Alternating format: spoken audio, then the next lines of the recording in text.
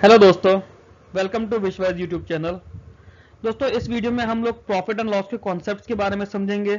Basic level से लेकर moderate level तक के क्वेश्चंस करेंगे। एम हमारा वही है, हमें जल्दी से जल्दी अपने क्वेश्चन सॉल्व करने हैं, प्री और मेंस एग्जाम क्लियर करने हैं, सिलेक्शन लेना है। थोड़ा सा इसके कॉन्सेप्ट के बारे में जानना शुरू करते हैं फ्रेंड्स। मैं यहाँ पे 4 चीजें लिखूंगा। पहला है कॉस्ट प्राइस, दूसरा है सेलिंग प्राइस, तीसरा है मार्क प्राइस और चौथा है डिस्काउंट। पूरा प्रॉफिट एंड लॉस इन 4 चीजों पर बेस्ड है। इन दोनों का जो डिफरेंस होगा वो प्रॉफिट या फिर लॉस के नाम से जाना जाएगा। उसमें मार्क प्राइस और डिस्काउंट एडिड वेरिएबल्स आ जाते हैं। थोड़ा सा समझते हैं प्रॉफिट क्या होता है, लॉस क्या होता है, मार्क प्राइस कैसे यूज होता है, डिस्काउंट कैसे यूज होता है। एग्जाम्पल से समझाता हूं। मान लीजिए आपने एक पेन खरीदा है ₹100 का, ठीक है। सीपी है इसका, सीपी यानी कॉस्ट प्राइस, ये है इसका 100। आप इसे बेच रहे हो, इसका एसपी कर रहे हो सेलिंग प्राइस। आप इसमें कुछ एमआरपी लगा रहे हो, जैसे टैग लगा होता है एमआरपी का, उसे हम लोग कहते हैं मार्क प्राइस। आप फ्लिपकार्ट से बेच रहे हो तो आपके प्रोडक्ट पे कुछ डिस्काउंट मिल गया ना, कुछ ये कंडीशंस होंगी। मान लेते हैं कि आपने इसका मार्क प्राइस जो है ये कर दिया है 50% ज्यादा, आपने इस पे डिस्काउंट दे दिया है 30%। अब इसका सेलिंग प्राइस देखते हैं क्या है। दोस्तों, कॉस्ट प्राइस तो हमारा था 100 रुपए, ये तो 100 ही रहेगा। अब आपने इसका प्राइस 50% ज्यादा कर दिया, 50% ज्यादा कर दिया तो मार्क प्राइस कितना है, 100 है। 100 का 50% ज्यादा किया है तो 150 हो गया। डिस्काउंट दिया 30%, 150 का 30% कितना होता है, 150 का 30% होता है 45 रुपए। 100 रुपए की आपकी कॉस्ट प्राइस, रेट आपने उसका बढ़ा के कर दिया 150, 45 रुपए का डिस्काउंट दिया तो बेचा कितने पर, 105 पर। इस केस में 105 माइनस 100 जो है ये आपका प्रॉफिट है। 105 माइनस 100 आपका प्रॉफिट हो गया, ठीक है। और थोड़ा सा इसे समझने की कोशिश करते हैं। दोस्तों, यही कॉन्सेप्ट आपका इनकम एक्सपेंडिचर बेस्ड जो डीआई होता है उसमें यूज होगा। और प्रॉफिट एंड लॉस का तो एटलीस्ट एक सवाल आपके हर प्री और हर मेंस में आपको देखने के लिए मिलेगा, और ये आपको सॉल्व भी करना होगा। कभी अगर 10 से ज्यादा क्वेश्चंस आते हैं अर्थमेटिक के आपके प्री में, वहां प्रॉफिट लॉस के 2 या 3 क्वेश्चन भी हो सकते हैं। थोड़ा ऐसे देखते हैं। प्रॉफिट और लॉस यह होता है selling price minus cost price. अगर पॉजिटिव हुआ तो होगा प्रॉफिट, अगर नेगेटिव हुआ तो होगा लॉस। प्रॉफिट एंड लॉस का अगर परसेंटेज निकालना हो, ये होगा SP minus CP upon CP into 100। ये दोस्तों बेसिक कुछ फॉर्मूले वाला पार्ट था, ये सिर्फ उतना ही है, इससे हमारा लेना देना नहीं रहेगा। ज्यादातर हम लोग क्या चीजें करेंगे, हमें अगर कभी प्रॉफिट निकालना होगा, प्रॉफिट हमेशा हम लोग कॉस्ट प्राइस पर निकालेंगे। प्रॉफिट हमेशा कॉस्ट प्राइस पर निकालेंगे। डिस्काउंट अगर कभी देना होगा, डिस्काउंट हमेशा हम लोग मार्क प्राइस पर दिया जाएगा।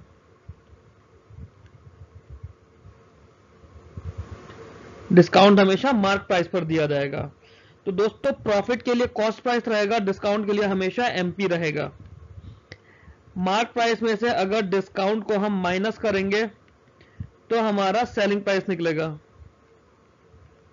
इस कहानी को बस समझ लीजिए। मैंने आपको क्या बताया, कहानी को मैं एक बार थोड़ा सा शॉर्ट में यहां लिख देता हूं। मैं सिर्फ इसको टर्मिनोलॉजीज के थ्रू लिखूंगा कि आप टर्मिनोलॉजीज को डायरेक्ट रिलेट कर पाए। पहला मैंने आपको बोला प्रॉफिट या लॉस, इसे कैलकुलेट किया जाएगा कॉस्ट प्राइस पर। जब तक क्वेश्चन में स्पेसिफिकली सेलिंग या मार्क प्राइस नहीं बोलेगा तब तक हम कॉस्ट प्राइस पर ही कैलकुलेट करेंगे। सेकंड हमने बोला जो डिस्काउंट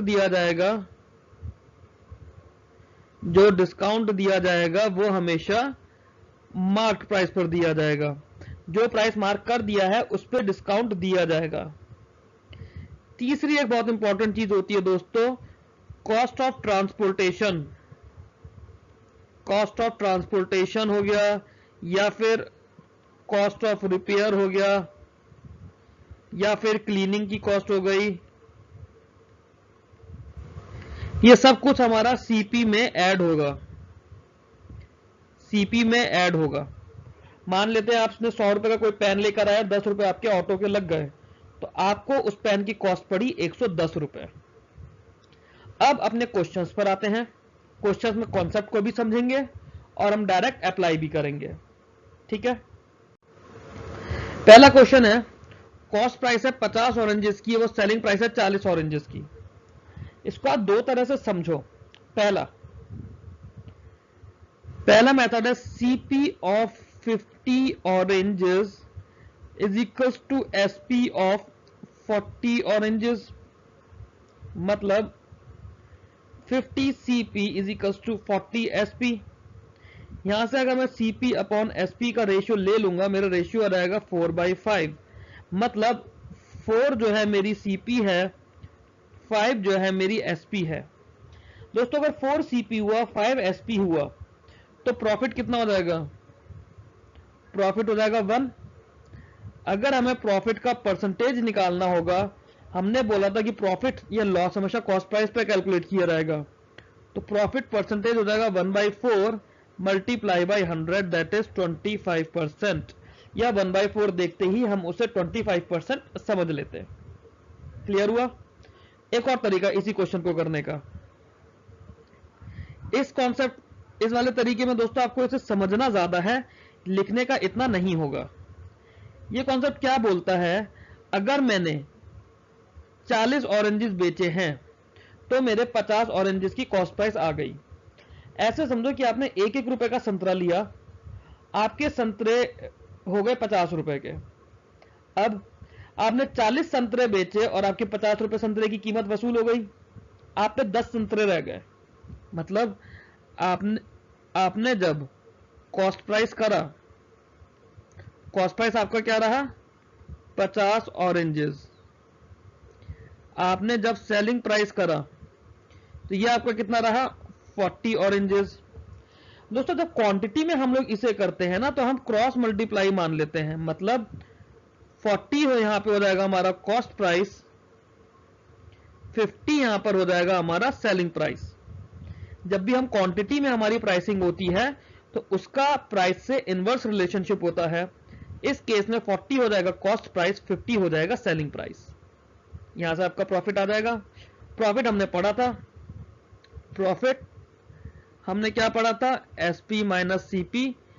प्रॉफिट परसेंटेज हमने क्या पढ़ा था? SP minus CP upon CP into 100। हमें फॉर्मूले से लेना देना नहीं है, हम ये देखेंगे कितने पे हमारा क्या हुआ।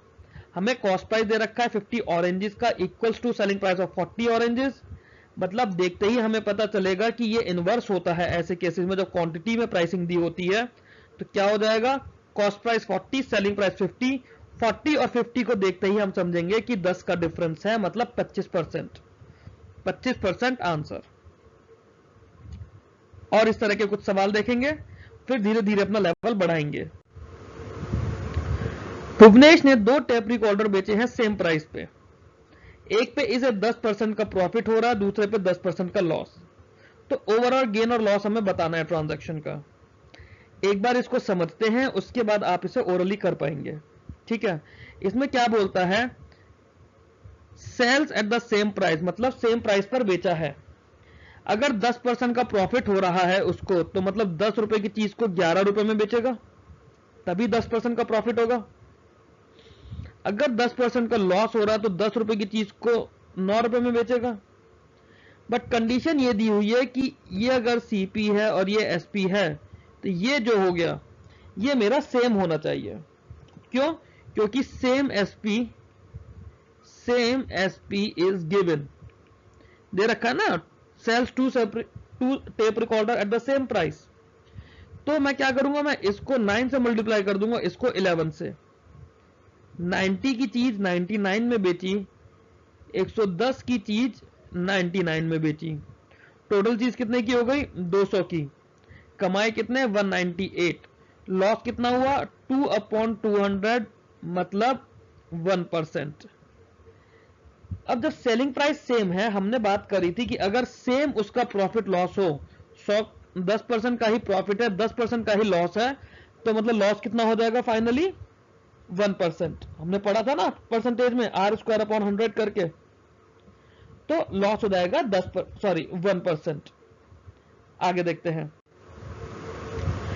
Bye selling a basket for 19 रुपए 50 पैसे, a shopkeeper gains 30%, for how much he should sell it to gain 40%। अब देखो 19 रुपए 50 पैसे में उसे 30% पे वो बेच रहा है। दोस्तों जब 30% के प्रॉफिट पर बात करते हैं ना, 30% प्रॉफिट का मतलब हो जाता है, मैं थोड़ा सा बेसिक आपको बता रहा हूं, ये 130%। जहां पर 100% इज सीपी 100% है, तो वहां पे 30% का प्रॉफिट ले रहे हैं, तो कॉस्ट तो सेलिंग प्राइस 130% हो गया। ठीक है, अब 130% का मतलब होगा, या फिर मैं से 13 भी कह लेता हूं अपने इजी करने के लिए, रेशियो आपने पढ़ा ही है। 13 की वैल्यू 19.5 है। 13 19.5 नंबर देखो, 13 को अगर 1.5 से मल्टीप्लाई करोगे तो 19.5 आएगा। अब प्रॉफिट चाहिए 40% का। 40% का प्रॉफिट लेकर आने का मतलब है आप अब बेच रहे हो 14 पर।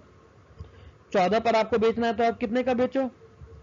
अब आप ये देखो दोस्तों, इसके अंदर 19.5 अगर 13 की वैल्यू है तो एक की वैल्यू हमने निकाली थी 15। एक की वैल्यू अगर 15 है दोस्तों, तो 14 की value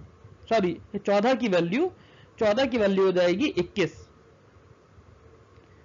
when 1.5 when 1 unit is 1.5 then 14 unit is equals to 21।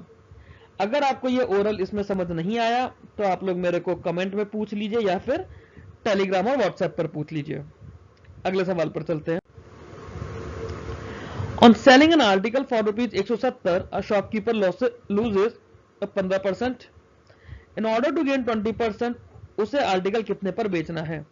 दोस्तों ओरल सवाल है, आरआरबी क्लर्क प्री में बिल्कुल आ सकता है। लिखकर मैं बताऊंगा, बट सॉल्व आपको ओरली ही करना है। आप ओरली कर पाओ सिर्फ उसके लिए मैं लिखूंगा। दोस्तों जब 15% का लॉस हो रहा है, मतलब सेलिंग प्राइस कितनी होगी, क्योंकि सेलिंग पे बात कर रहे हैं तो सेलिंग प्राइस आएगी। 15% का लॉस हुआ तो सेलिंग प्राइस हो जाएगी 85%। ठीक है, कब? जब हमारा कॉस्ट प्राइस होगा 100%।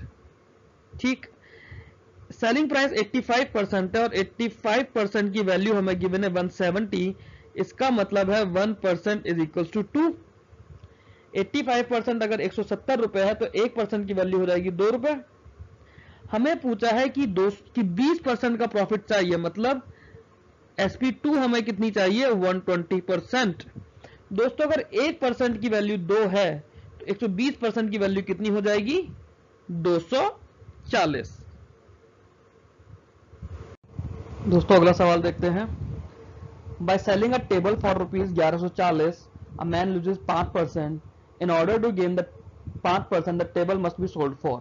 अब दोस्तों एक चीज समझो, वैसे तो ये ओरली सवाल है बट उससे पहले मैं आपको एक चीज समझाता हूं। अगर 5% का लॉस हो रहा है, ठीक है, ओरिजिनल वैल्यू तो आपकी 100% होती है, अगर इसमें आपने 5% का लॉस कर दिया तो वैल्यू आपकी 95% रह गई। ओरिजिनल वैल्यू 100% थी, अगर आपको 5% का प्रॉफिट चाहिए तो वैल्यू आपकी 105% हो गई। अब आप 95 और 105 को देखो, इसको मैं रेशियो वाइज 19 लिख सकता हूं, इसको मैं 21 लिख सकता हूं। मतलब 19 की वैल्यू आपको गिवन है 1140, तो एक की वैल्यू कितनी हो गई? 60। 21 की वैल्यू आपको चाहिए, 21 को 6 से मल्टीप्लाई करेंगे 126 और 0 का 0। जैसे ही मैं क्वेश्चन में देखूंगा 1140 है और एक मान लो 5% है, मतलब देखते ही 95 मेरे मन में आना चाहिए या 19 मेरे मन में आना चाहिए कि 19 की वैल्यू मुझे ये गिवन है और 5% चाहिए, तो मतलब 21 की वैल्यू मुझे निकालनी है। बस इतना सा सवाल है। 19 की वैल्यू 1140, 21 की वैल्यू आपका आंसर। आगे देखते हैं। A sells an article to B making a profit of 1/5 of his outlay। अब दोस्तों जैसे इसके अंदर 1/5 दे रखा है उसका आउटले, इसका मतलब है कि कॉस्ट प्राइस यहाँ पे हम लोग मान लेंगे 5 और प्रॉफिट मान लेंगे 1 और सेलिंग प्राइस हो जाएगा 6। ठीक है। A sells an article to B making a profit of 1/5। इसके अलावा 1/5 की आपको वैल्यू मैंने 20% भी बताई थी। B sells it to C gaining 20%, मतलब A ने 1/5 का प्रॉफिट लिया, B ने भी 1/5 का प्रॉफिट लिया। अब दोस्तों देखो, मान लो कोई चीज अगर x रुपए की है, एक चीज इसको समझो पहले, x रुपए की है, उस पर 1/5 का प्रॉफिट है, मतलब इसको बेचा गया है 6/5 पर। दोबारा अगर ये मल्टीप्लाई है, दोबारा अगर इस पर 20% का प्रॉफिट लिया गया, मतलब फिर से इसे 6/5 कर देंगे। C sells it for rupees 600 and incurs a loss of 1/6। 1/6 का लॉस हुआ है और C ने 600 रुपए में बेचा है। ठीक है, C ने 600 रुपए में बेचा है। 600 रुपए में बेचने का मतलब तो वो तो उसकी सेलिंग प्राइस हो गई। लॉस 1/6 का हुआ है, लॉस 1/6 का हुआ है, तो सेलिंग प्राइस कितनी हो जाएगी? सेलिंग प्राइस हो जाएगी 5/6, क्योंकि 6 पर 1 का लॉस हुआ है, इंटू 5/6, ये वैल्यू हो जाएगी आपकी 600 के इक्वल। 5 से 1 5 गया, 6 से 6 गया, ये गया 100 टाइम्स x की वैल्यू आ गई 500 रुपए। अब इसी चीज को ओरली करके देखो। ओरली हम कैसे करेंगे? C ने 600 रुपए का बेचा है, यहां हम थोड़ा रिवर्स चलेंगे, और उसे 1/6 का लॉस हुआ है।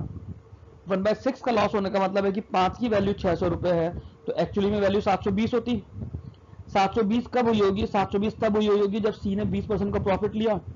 20% का प्रॉफिट और 720 आपको देख के समझ सकते हो कि 600 रुपए की बात हो रही है। सी को 600 रुपए का कब मिला? जब बी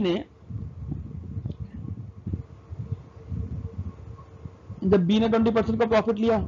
600 रुपए सी को पड़ा, बी को, सॉरी, सी ने यहां पर 600 रुपए में बेचा, बी ने यहां पर 600 रुपए में बेचा, सॉरी 720 में बेचा, तो बी को कितने का मिला होगा जब बी ने 720 का बेचा? ए ने जो बी को बेचा वो भी 20% का प्रॉफिट लेकर बेचा, मतलब जो 600 रुपए है वो भी 120% है, 20% प्रॉफिट के साथ है। वहां भी हम देख के समझ सकते हैं कि वैल्यू जो होगी 500 होगी। हमें ये सब करने की जरूरत नहीं थी।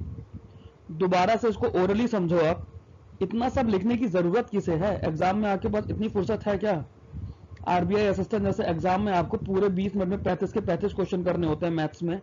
एसबीआई क्लर्क प्री में आपको मैथ्स में ज्यादा अटेम्प्ट करने हैं, हर एग्जाम में आपको करना है ज्यादा अटेम्प्ट।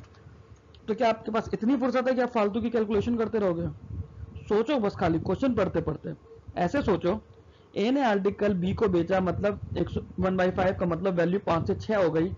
बी ने फिर वो आर्टिकल बेचा सी को, मतलब दोबारा 5 से 6 हो गए। 6 पे मैं 20% 7.2 मान लेता हूं अपने रफ उसके लिए, 5 6 7.2। सी ने 600 रुपए में बेचा, 1/6 का लॉस हुआ। 7.2 पे जैसे मैं 1/6 सोचूंगा, 7.2 पे जैसे ही 1/6 सोचूंगा, मतलब वैल्यू मेरी 6 आ गई वापस से, और 6 का मतलब 600 रुपए है।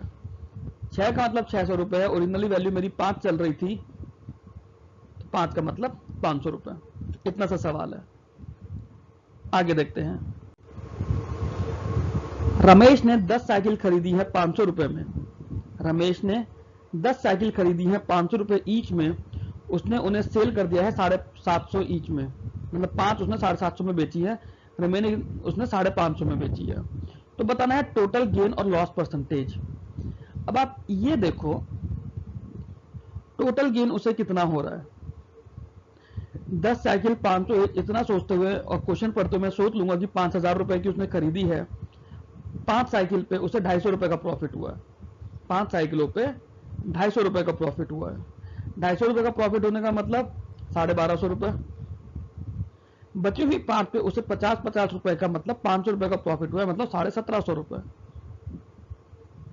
मतलब 5000 पे उसे 1750 रुपए का प्रॉफिट हुआ है। 5000 पे 1750। अब देखो लॉस के तो ऑप्शन खत्म ही होगा, यहाँ पे लॉस तो होगा ही नहीं जब 1750 रुपए का प्रॉफिट हुआ है। मतलब 175 अपॉन 500 इसे कर सकता हूं मैं, इसको मैं 175 बाई 500 लिख सकता हूं ना।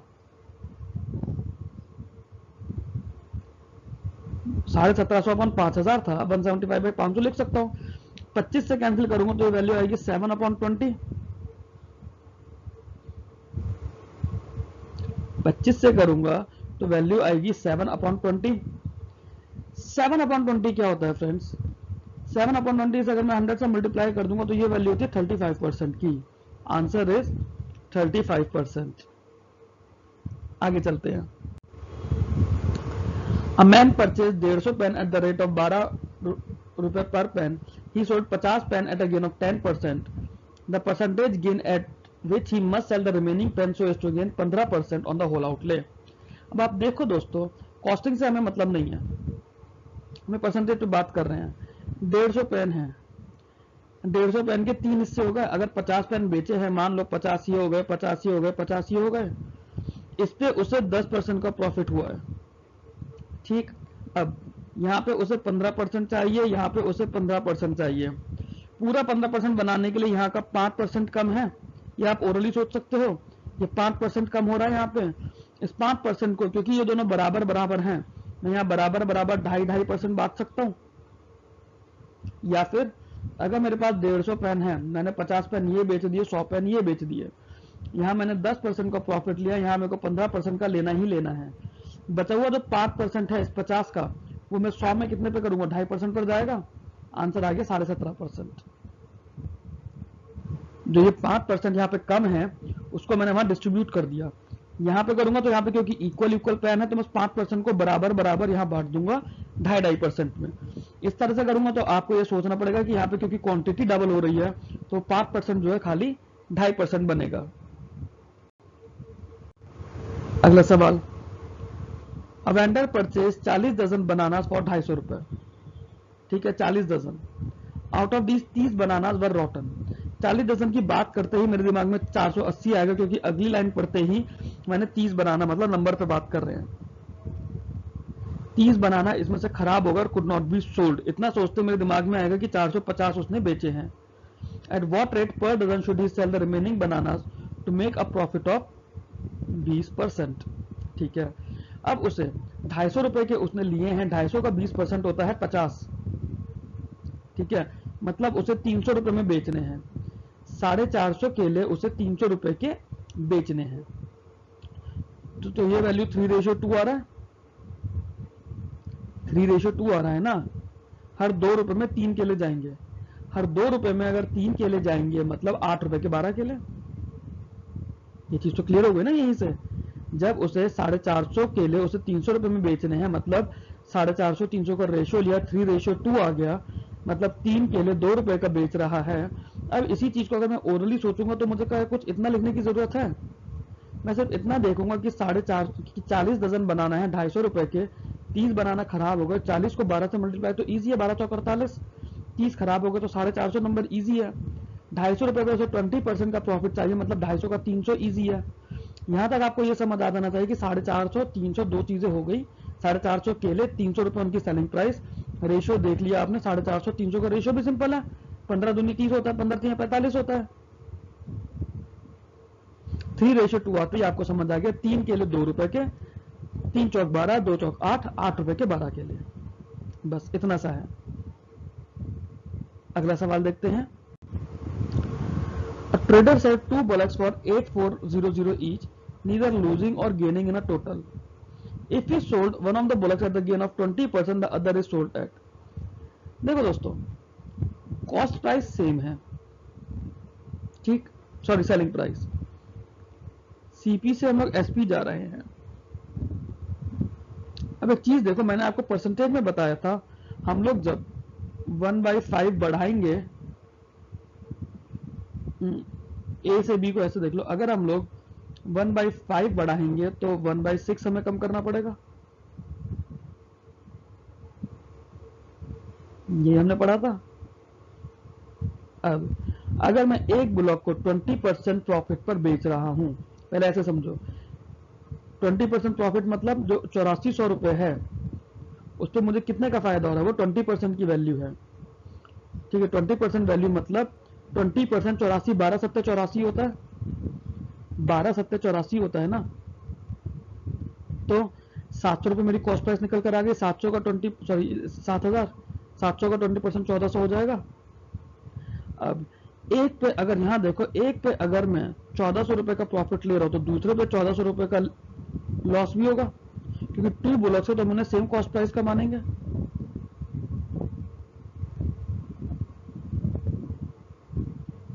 नहीं, इसको सॉरी ऐसे नहीं। एक पे अगर 1400 रुपये का प्रॉफिट हो रहा है तो दूसरे पे 1400 रुपये का लॉस हुआ होगा। 7000 का हमने प्लस 1400 करा, 8400 आया। यहाँ पे हमने क्या करा, माइनस 1400 करके हमारा 8400 आया। माइनस 1400 अगर हमने करा, कितने में से माइनस 1400 करा होगा, ये माइनस 1400 करा होगा हमने 9800 में से। तो 9800 में से हमने 1400 करा, मतलब 1/7 का हमारा लॉस हुआ। 1/7 का अगर लॉस हुआ तो 1/7 होता है 2/7%। यहां पर हम लोग जब ये खेल खेलते हैं, इसके अंदर हमारी कॉस्ट प्राइस पे चल रहा होता है ये खेल, कॉस्ट प्राइस से सेलिंग प्राइस। यहाँ पे कॉस्ट प्राइस हमारी सेम हो जाती है, यहाँ पे हमारी कॉस्ट प्राइस सेम नहीं थी, सेलिंग प्राइस सेम थी, इसीलिए ये चीज यहाँ पे हम लोग नहीं लगा पाए। पहला हमारे की हमने कॉस्ट प्राइस निकालने की कोशिश कर ली कि 7000 है, 7000 पे 1400 रुपए का प्रॉफिट हुआ तो 8400 रुपए का है। दूसरे को हमने 8400 पर ही बेचा है 1400 रुपए के लॉस के साथ में, मतलब 9800 उसकी वैल्यू होगी।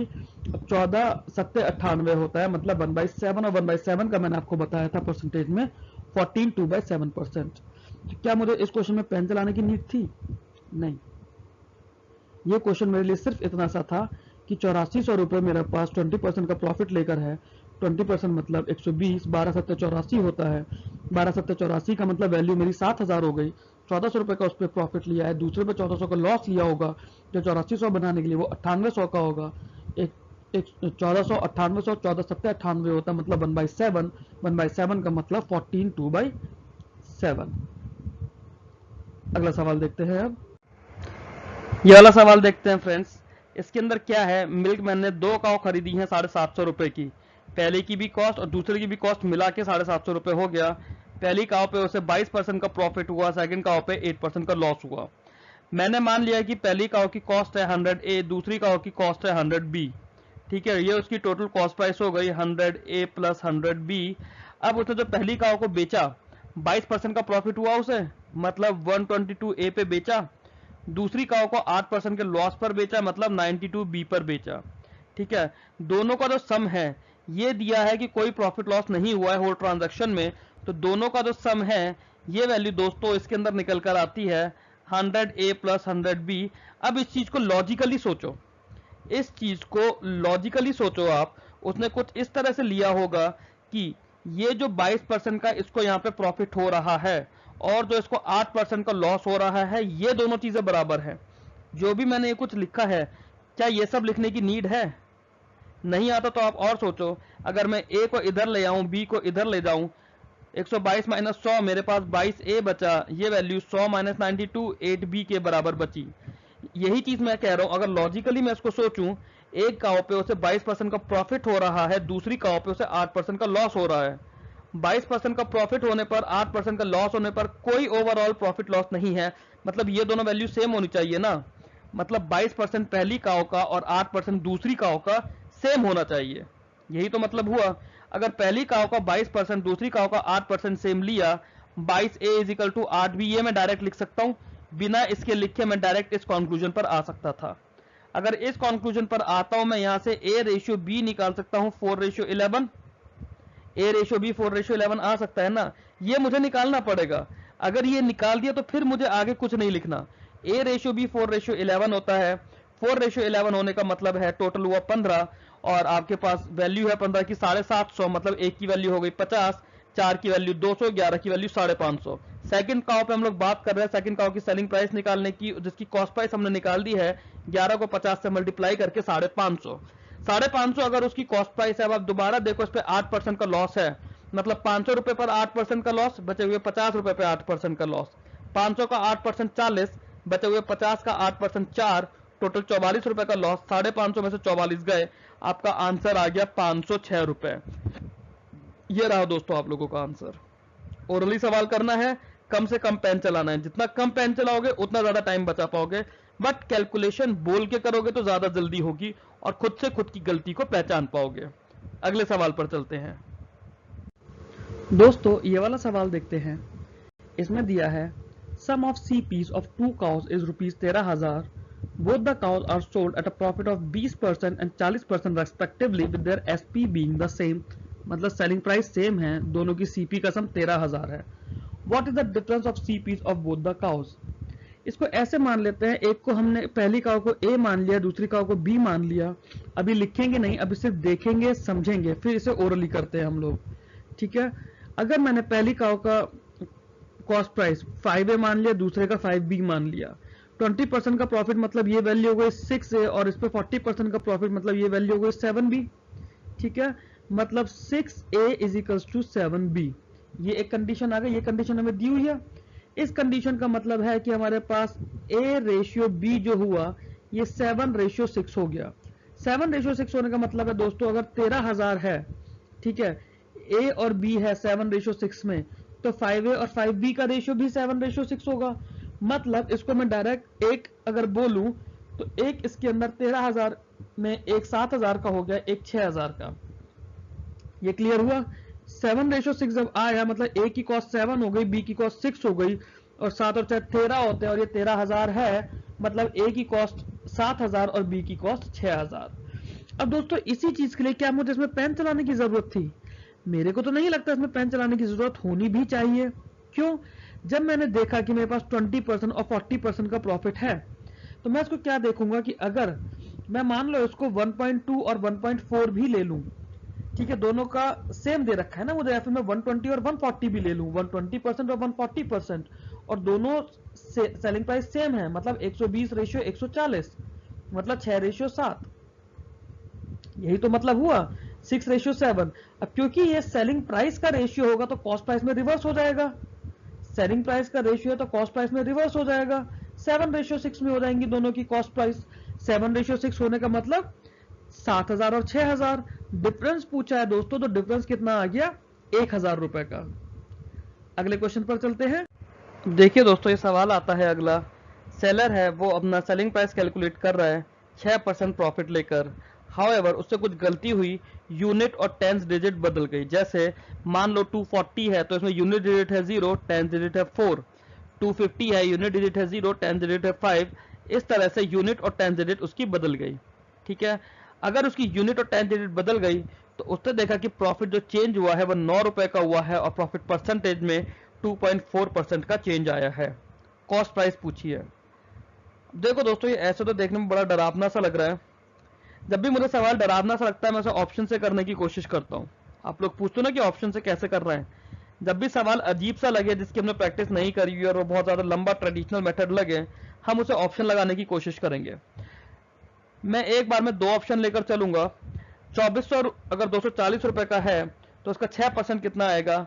240 का 6% आता है फ्रेंड्स 14.4, ठीक है। मतलब वैल्यू हो गई 254.4, और अगर इसके अंदर मैंने यूनिट और टेंस डिजिट को बदल दिया वैल्यू हो जाएगी 245.4, ठीक है। ये चेंज आया 9 रुपए का। यहाँ पे अगर मैं देखूं 250 रुपीज का है, 250 रुपीज के अंदर मैंने 6% का अगर चेंज करा, मेरी वैल्यू आ जाएगी 25 150 मतलब 15। तो ये चेंज आएगा 15 का, मतलब वैल्यू हो जाएगी 265, जिसे मैं चेंज कर दूंगा 256, और ये चेंज आएगा 9 का। 400 पे भी मैं ऐसा करूंगा तो 400 पर मेरी वैल्यू आ जाएगी 6% बढ़ा के 424, और जब मैंने 424 करा इसको बदला तो मेरे पास वैल्यू हो जाएगी 442। ये वैल्यू 18 की है तो नहीं मानी जाएगी। यहाँ पर अगर मैं देखूंगा 480 का 6%, 48 का 6% होता है 288। 288 होने का मतलब 28, मतलब 508.8। यहाँ पे यूनिट और टेंस डिजिट को चेंज करूंगा तो बहुत ज्यादा वेरिएशन आ जाएगा। तो ये दोनों तो मेरे ऑप्शन से ही हट जाएंगे, ठीक है। मेरे पास एक चीज आ गई है 256 65 वाली, एक आ गया 254 और 245 वाली। ये नंबर इजी है, मैं इन नंबर को करके देखूंगा। जो ये 9 का चेंज है 265 पर, 265 पर क्या ये मेरा 2.4 बनेगा? मैं 265 का 2.4 एक बार निकाल कर देख लूंगा। 265 का 2.4 कितना होगा, 265 को 2.4 से मल्टीप्लाई करो। रफली पहले मैं से 2.5 से मल्टीप्लाई करके देख सकता हूँ, या 2.4 से डायरेक्ट भी मल्टीप्लाई कर सकता हूँ, 24 का टेबल कोई ज्यादा बड़ी बात नहीं है। 2.4 को 5 से मल्टीप्लाई करेंगे तो 12, 12.0, 12 का 2 आएगा। सॉरी, इसको 265 पे नहीं है, ये कॉस्ट प्राइस पे निकालेंगे, मतलब 250 पर। 250 का 2.4 हम निकाल लेंगे, हमें ये सब कैलकुलेशन की जरूरत नहीं पड़ेगी। 250 का 2.4 आप निकाल कर देखो, 25 को 24 से मल्टीप्लाई करने पर क्या आता है, 6 आता है दोस्तों, 6, मतलब 256 जो है, 256 इसका सही हो जाएगा।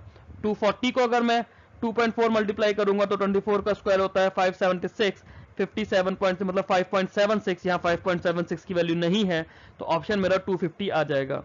ऑप्शन से ही करूंगा मैं इस सवाल को, इसमें और कोई दूसरा मेथड या रेगुलर वे लगाने की कोशिश नहीं करूंगा। अब आगे अगला सवाल देखते हैं। क्वेश्चन नंबर 14 देखते हैं दोस्तों। क्वेश्चन नंबर 14 में गिवन है Anoop sells a book to Mayank at a profit of 20%, Mayank sells this book to Siddharth at a profit of 25%। ठीक है, पहले वैल्यू कितनी हुई, 5 से 6 हो गई, उसके बाद वैल्यू कितनी हुई, 6 पे ही अगर मैं 25% देखूंगा दोस्तों तो 1.5 होता है, मतलब 6 से वैल्यू हो गई 7.5। अब सिद्धार्थ ने ये बुक सेल करी है एट अ लॉस ऑफ 10%, 7.5 का 10% होता है 0.75, मतलब वैल्यू हो गई 6.75। At what percent loss should sell this book now so that SP become equals to Anoop CP। अब देखो 6.75% तक तो मैं आ गया, या फिर 6.75 तक। मेरे पास क्या था, वैल्यू थी मेरे पास 5, मैंने 5 से करना शुरू करा था, मेरी वैल्यू हो गई 6.75।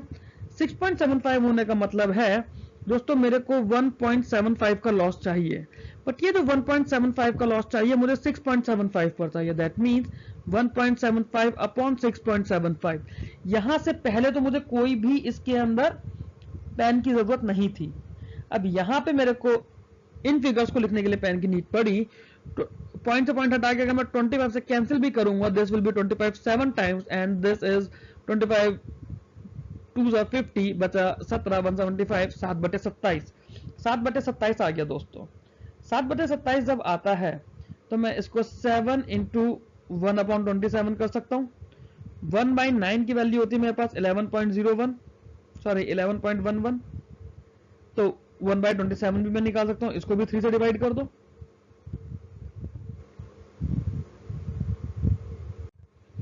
या फिर मैं इतना तामझाम ना करके मैं डायरेक्ट इसको 700/27% लिख दूंगा। 700/27 आ गया तो इसको आप डायरेक्टली सॉल्व कर सकते हो। आगे चलते हैं। There is some profit when an article is sold for 720 rupees, ठीक है। However, when the same article is sold for rupees 420, there is some loss. If the quantum of loss is 2 times the quantum of profit, find the cost price of the article. अब इस चीज को ऐसे सोचो दोस्तों, ये कोई एक आपकी लाइन है, ये वैल्यू है 420, ये वैल्यू है 720, ठीक है। ये जो डिस्टेंस है 420 से 720 का 300 रुपए का, ठीक है। ये कितनी वैल्यूज है, 2 टाइम्स है, मतलब अगर एक वैल्यू 1 हो गई तो दूसरी वैल्यू 2 हो गई, तो ये 300 रुपए का मतलब है टोटल 300 रुपए इज इक्वल टू 3 यूनिट्स। वही मतलब हुआ, एक तरफ 2 यूनिट एक तरफ 1 यूनिट, मतलब 1 यूनिट की वैल्यू है 200 रुपए, सॉरी 100 रुपए। अब लॉस मेरा 2 टाइम्स है, प्रॉफिट मेरा 1 टाइम है। लॉस 2 टाइम होने का मतलब लॉस कितना हो गया, 2 यूनिट मतलब 200 रुपए, प्रॉफिट रहा 100 रुपए। या तो मैं यहां से 200 रुपए चलूं, यहां तक आऊंगा 620, ये मेरी कॉस्ट प्राइस होगी, या फिर मैं 720 प्रॉफिट मानता हुआ चलूंगा, यहां से 100 रुपए कम करूं, 620 ये मेरा सेलिंग प्राइस होगा। इसी चीज को मैं ओरली सोच सकता था, मेरे को नंबर लाइन बनाने की जरूरत नहीं है। ओरली मैं ये सोचूंगा 720 420 300 रुपए का डिफरेंस है, 300 रुपए में 2 टाइम्स लॉस और 1 टाइम प्रॉफिट है, मतलब 100 और 200 रुपए की बात हो रही है। लॉस 2 टाइम है मतलब 200 रुपए, प्रॉफिट 1 टाइम है मतलब 100 रुपए। 420 में 200 डालूंगा तो 620, 620 में 100 डालूंगा तो 720, मतलब 620 रुपए मेरा कॉस्ट प्राइस आ गया। अगर ये समझ आया वेल एंड गुड फ्रेंड्स, नहीं आया तो फिर आप मेरे से टेलीग्राम पर या व्हाट्सएप पर या फेसबुक पर या फिर कमेंट सेक्शन में पूछ सकते हैं। शॉपकीपर ने क्या करा है इस क्वेश्चन में, 50 पेंसिल का पैकेट लिया है ₹10 पर पेंसिल में। he sells a part of the packet at a profit of 30%. On the remaining part he incurs a loss of 10%. ठीक है, the overall profit on the whole packet is 10%. the number of fish sold at a profit is, ठीक है। अब दोस्तों देखो, इसमें एक तरफ तो आपके पास प्रॉफिट आ गया 30% का, एक तरफ लॉस आ गया 10% का, एक तरफ एक एवरेज वैल्यू दे दी। क्या ये हमें एलिगेशन नहीं लग रहा?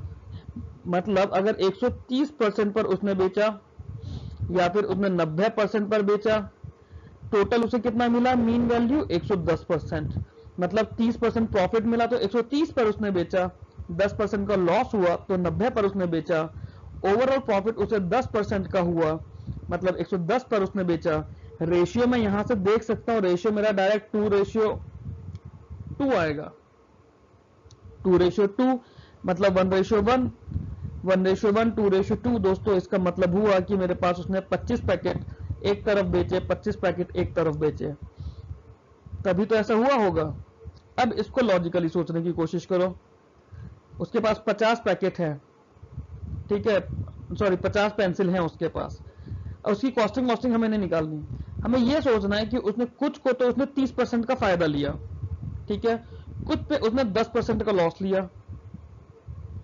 30% का फायदा, 10% का लॉस, ओवरऑल उसको क्या रहा? ओवरऑल उसे 10% का प्रॉफिट लिया, ठीक है। मतलब जो 10% का लॉस लिया, वहां से आते आते उसे 20% एक्स्ट्रा मिल गया। जो 30% का प्रॉफिट लिया, वहां से कम होते होते उसे 20% कम करना पड़ा।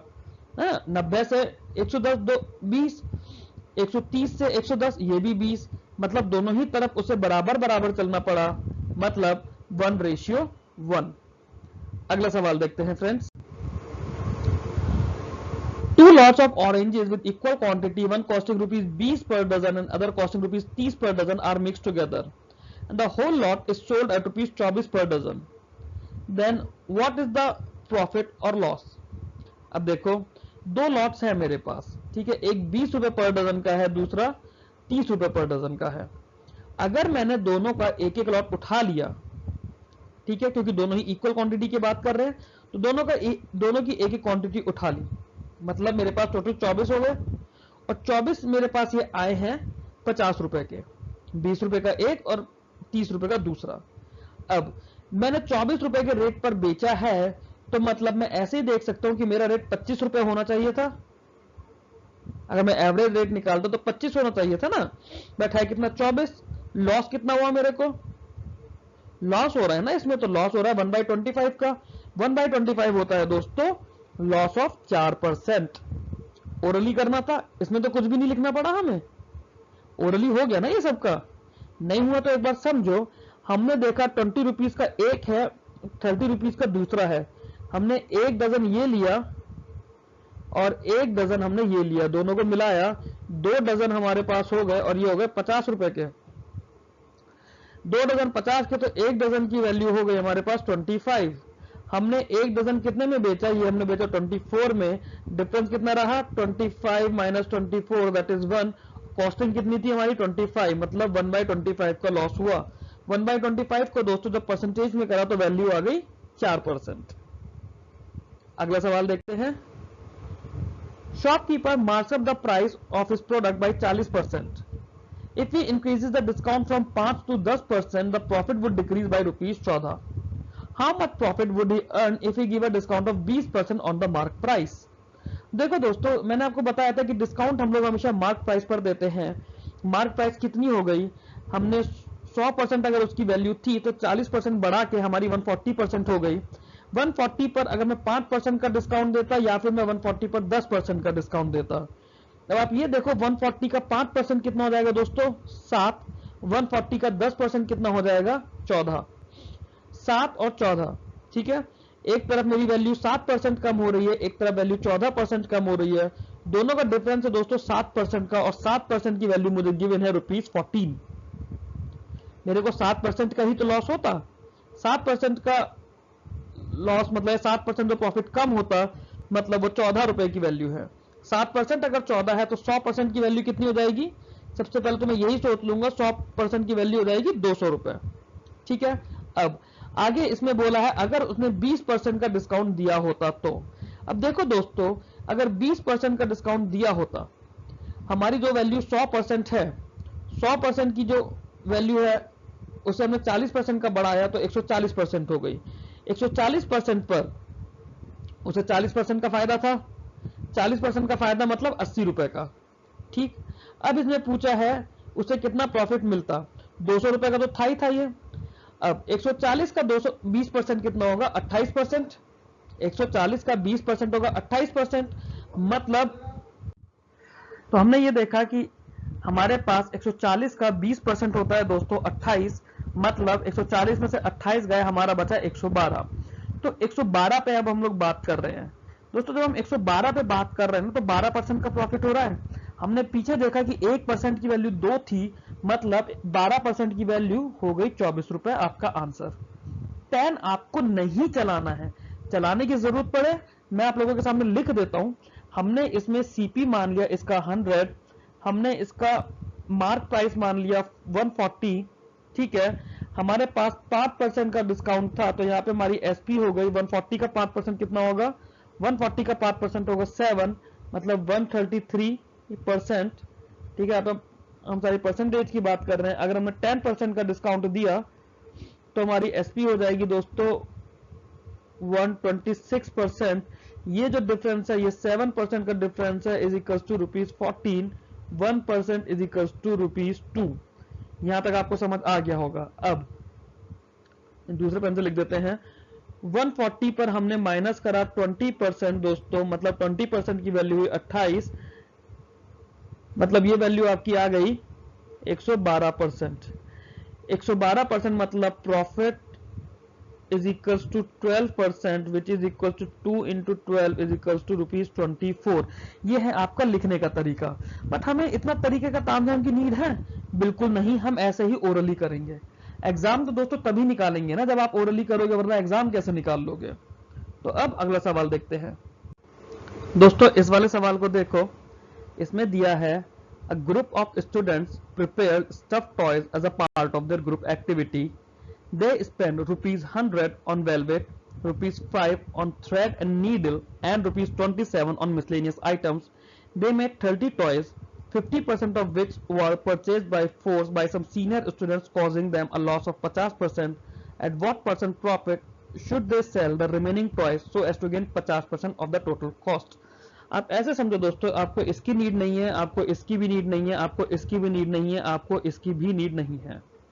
मेरे पास 100% टॉयज थे, इसमें से कुछ मेरे 50% इधर चले गए, कुछ 50% इधर चले गए। ये जो 50% थे दोस्तों, यहाँ पे -50 का लॉस हुआ है। ठीक है, अब ये जो 50% थे, मुझे 50% तो ज्यादा चाहिए ही चाहिए, नो डाउट 50% तो चाहिए ना मुझे प्रॉफिट। मतलब इसको तो मैं 150 पर बेचूंगा। अब इसे भी एक्चुअली में मेरे को 150 पर बेचना था, बेचा कितने पर, 50 पर। डिफरेंस कितना आया, 100 का। ये जो 100 का डिफरेंस है दोस्तों, ये 100 का डिफरेंस कहां जाएगा, ये 100 का डिफरेंस भी इसी पर आएगा। ये कितना हो गया, 250 पर बेचना पड़ा। क्यों, क्योंकि दोनों तरफ बराबर बराबर है। 250% पर अगर मैं बेच रहा हूं तो कितने ज्यादा पर बेच रहा हूं, कितने ज्यादा पर बेच रहा हूं, 100 पर तो उसकी कॉस्टिंग है, 250 पर बेच रहा हूं, कितना ज्यादा हो गया, 150% ज्यादा हो गया। इतना सा सवाल है। अगला क्वेश्चन देखते हैं। इस क्वेश्चन को देखते हैं। इसमें दिया है शॉपकीपर ने अपने गुड्स को 20% बढ़ा दिया है, रेट बढ़ा दिया है, मतलब रेट उसने, अगर उसकी इनिशियल वैल्यू 100 थी तो दोस्तों उसने 100 को बढ़ा के 120 कर दिया है और 100 उसकी कॉस्ट प्राइस हो गई है। उसके बाद उसने 20% का डिस्काउंट भी दिया है, तो ये वैल्यू अब उसकी 80/100 जाएगी। फिर उसने चीट सप्लायर करा है, सप्लायर को कस्टमर को 100 ग्राम करके, सप्लायर को भी उसने 100 ग्राम से चीट करा है, कस्टमर को भी उसने 100 ग्राम से चीट करा है। जब वो सप्लायर को 100 ग्राम से चीट करेगा, मतलब उसकी वैल्यू हो जाएगी 1100/1000। 100 ग्राम पे चीट कर रहा है, और कस्टमर को जब वो सिर्फ 900 ही बेचेगा तो मतलब यहाँ पे उसकी वैल्यू लिखेंगे हम 1000/900। दोस्तों ये कॉन्सेप्ट हमेशा ध्यान रखिएगा, एज अ सेलर या एज अ शॉपकीपर, आप जब कस्टमर को चीट कर रहे हो इन टर्म्स ऑफ क्वांटिटी, तो जितनी क्वांटिटी आप कस्टमर को दे रहे हो, जैसे यहाँ पे वो 900 ग्राम दे रहा है तो 900 ग्राम आपकी कॉस्ट प्राइस हो जाएगी, और जितने का उससे पैसा ले रहे हो, पैसा पूरे 1000 का ले रहा होगा, तो वो 1000 आपकी सेलिंग प्राइस हो जाएगी। मतलब जितनी क्वांटिटी आप दे रहे हो, क्वांटिटी और पैसे का इनवर्स रिलेशनशिप ऐसे चलता है। अब आपको इस पूरी इक्वेशन को सॉल्व करना है, आपका प्रॉफिट निकल कर आ जाएगा। चलिए इक्वेशन में जीरो जीरो कैंसिल करते हैं, 1000 से 1000 खत्म, 2 जीरो से 2 जीरो खत्म, ये रहा 11/9, 80/100 जो है ये 4/5 हो गया और ये 6/5 हो गया। वैल्यू निकल कर आई मेरी 6 4 24 और ये 10, 6 इंटू 4 24 सॉरी 11, 6 इंटू 4 इंटू 11 मतलब 24 इंटू 11 ये निकल कर आया। यहां मेरे पास रह गया 5 इंटू 5 25 इंटू 9, 25 इंटू 9 मेरे पास रह गया। और मैंने इसको 3 से कैंसिल आउट कर दिया, 3 टाइम्स गए 8 टाइम्स गए, मेरे पास निकल कर आया 88/75। 88/75 वैल्यू मेरी निकल कर आई है फ्रेंड्स। अगर मैं इसको परसेंटेज में चेंज करता हूं, 88/75% अगर मैं इसको चेंज करता हूं, मेरे पास ये वैल्यू आ जाएगी 4, मतलब ये 100 से अगर मैं कर दूंगा तो मेरे पास वैल्यू बनेगी 4/3 और प्रॉफिट मेरे पास 75 से 88 तक। प्रॉफिट कितना निकल कर आया, 88 मेरा सेलिंग प्राइस है, 75 मेरा कॉस्ट प्राइस यहाँ पर काम करेगा, तो मेरे पास 13 का प्रॉफिट आया है। 13/75 को मैं 4/3 से मल्टीप्लाई, सॉरी 13 को मैं 4/3 से मल्टीप्लाई कर दूंगा। इसको मैं यहाँ पे थोड़ा रफ कर देता हूँ, मैं इस चीज को दोबारा से बता देता हूँ, यहाँ पर आपको थोड़ा सा कॉम्प्लिकेटेड सा लग रहा है ना, यहाँ पे थोड़ा सा ऐसे सिंप्लीफाई कर देता है। ये आया मेरा 88/75। अब जब मैं इसको देखूंगा तो मेरे पास प्रॉफिट आया है 13 का, कितनी प्राइस पे, 75 प्राइस पे। परसेंटेज में चेंज करने के लिए मैंने इसे 100 से कर दिया। अब जब मैं इसको करूंगा मेरे पास कितना हो जाएगा, ये हो जाएगा 52/3, 52/3 हो जाएगी मेरे पास 17.33, मतलब option B is my answer. अगला क्वेश्चन देखते हैं। अब देखिए दोस्तों, ये बहुत प्यारा कॉन्सेप्ट आ गया इस क्वेश्चन में। इसमें दिया है sum mangoes are purchase at the rate of 8 mangoes per rupee, ठीक है, पर रुपी पे बात कर रहे हैं, and some mangoes at the rate of 6 mangoes per rupee, investment being equal in both cases. Now the whole quantity is sold at the rate of 7 mangoes per rupee, what is the net percentage profit और loss. अब इसके अंदर आप ये देखो दोस्तों, हम 8 mango 1 रुपए के ले रहे हैं, 6 मैंगो 1 रुपए के ले रहे हैं, तो ऐसा नहीं कि हमने 2 रुपए के 14 मैंगो खरीद लिए, नहीं। हम इसके अंदर क्या करेंगे, हम 8 का और 6 का एलसीएम ले लेंगे। 8 और 6 का एलसीएम आएगा दोस्तों 24, ठीक है। अब 24 मैंगोज मैंने ये लिए और 24 मैंगोज मैंने ये लिए। अगर मैंने ये वाले 24 मैंगोज लिए, ठीक है, 24 एट द रेट ऑफ 8 अगर मैं लूंगा, ठीक है, तो मेरे पास कितना हो जाएगा, 3 रुपए का, ठीक है, ₹3 का। अगर 24 को मैंने एट द रेट ऑफ 6 लिया, ये वाला, तो मेरे पास ये कितने रुपए का आएगा, मेरे पास ये आएगा 4 रुपए का। टोटल मेरे पास 48 आएंगे फॉर ₹7, ठीक, 48 आएंगे फॉर ₹7। अब मैं क्या कर रहा हूं, मैं बेच रहा हूं 7 मैंगो पर रुपी, मतलब एट द रेट ऑफ 7 अगर मैं सेल करूंगा तो 49 मैंगोज होंगे फॉर ₹7, ठीक है, यही मतलब हुआ 7 रुपए के 49 मैंगोज। अब मैं 7 रुपए में खरीद रहा हूं 48 मैंगोज और बेच रहा हूं 49 मैंगोज। 7 रुपए में 48 खरीद रहा हूं, 49 बेच रहा हूं, मतलब हर 49 पे मेरे को 1 मैंगो का लॉस है, हर 49 पर 1 मैंगो का लॉस है मेरे को, यही मतलब हुआ इसका, हर 49 पर 1 मैंगो का लॉस। अगर हर 49 मैंगो बेचने पर मुझे 1 मैंगो का लॉस हो रहा है, मतलब मेरे पास लॉस कितना रहा, 1/49%, सॉरी 1/49 दोस्तों, इसको आप 100/49% मान लो, ये आपका आंसर आ गया। 100/49 जो है समवेयर 1.2 के आसपास आएगी approximate value. No profit no loss नहीं होगा इसमें, नहीं, नो प्रॉफिट नो लॉस इसमें नहीं होगा। क्यों, क्योंकि दोनों में हमने इन्वेस्टमेंट इक्वल बोला है। अगला सवाल देखते हैं। A man would gain 25% by selling a chair for ₹47.5 and would gain 15% by selling a table for ₹57.5. He sells chair for ₹36. What is the least price for which he must sell the table to avoid any loss on the two together? और एक चीज देखो दोस्तों, उसे 25% का profit होता है, ठीक है, जब वो चेयर को 47.5 पर बेचता है। मतलब 25% का प्रॉफिट, मतलब कॉस्ट प्राइस उसकी 4 है और उसकी सेलिंग प्राइस 5 है, और 5 की प्राइस कितनी दी हुई है 47.5। 5 की प्राइस दोस्तों 47.5 है, मतलब वैल्यू हो गई यहाँ पर 9.5, तो 4 की वैल्यू कितनी हो जाएगी 38, कुछ ऐसा सा आएगा। 5 की वैल्यू अगर 47.5 है तो 4 की वैल्यू 38 आएगी। इसी चीज को क्या मैं ओरली नहीं सोच सकता था? ओरली मेरे लिए सोचना इजी किस लिए था? क्योंकि 5 9 45 होता है, 2.5 बचा, हर 9 के साथ में 0.5 और ऐड करा तो 9.5 को 5 टाइम्स करोगे 47.5 आएगा, 25% का क्योंकि प्रॉफिट दे रखा था, और 9.5 इसमें से माइनस कर दोगे तो 38 आ जाएगा, जो कि 4 की वैल्यू यानी 100% वैल्यू हो गई। ठीक है, सेम वे जब मेरे पास 15% का मेरे को दे रखा है, 15% का मतलब क्या होता है, वैल्यू 20 से बढ़कर 23 हो जाती है। यही हमने 15% का मतलब समझा था। 15% प्रॉफिट मतलब 115%, 115% और 100 मतलब 20 और 23। अब जो वैल्यू मेरे पास 575 या 57.5 गिवन है, क्या ये 23 का मेरा मल्टीपल है? बहुत इजी है देखना, 23 2 46 हमें होता है, हमें बिल्कुल पता है। फिर उसके बाद 46 में हमने कितना ऐड करा है 11.5, 11.5 23 का आधा होता है, मतलब 23 का 2.5 अगर मैं करूंगा, 23 का अगर मैं 2.5 करूंगा, वो वैल्यू मेरी 57.5 आएगी। दैट मीन्स 2.5 से मल्टीप्लाई करके ये 57.5 बन रहा है, तो ये भी 2.5 से मल्टीप्लाई करके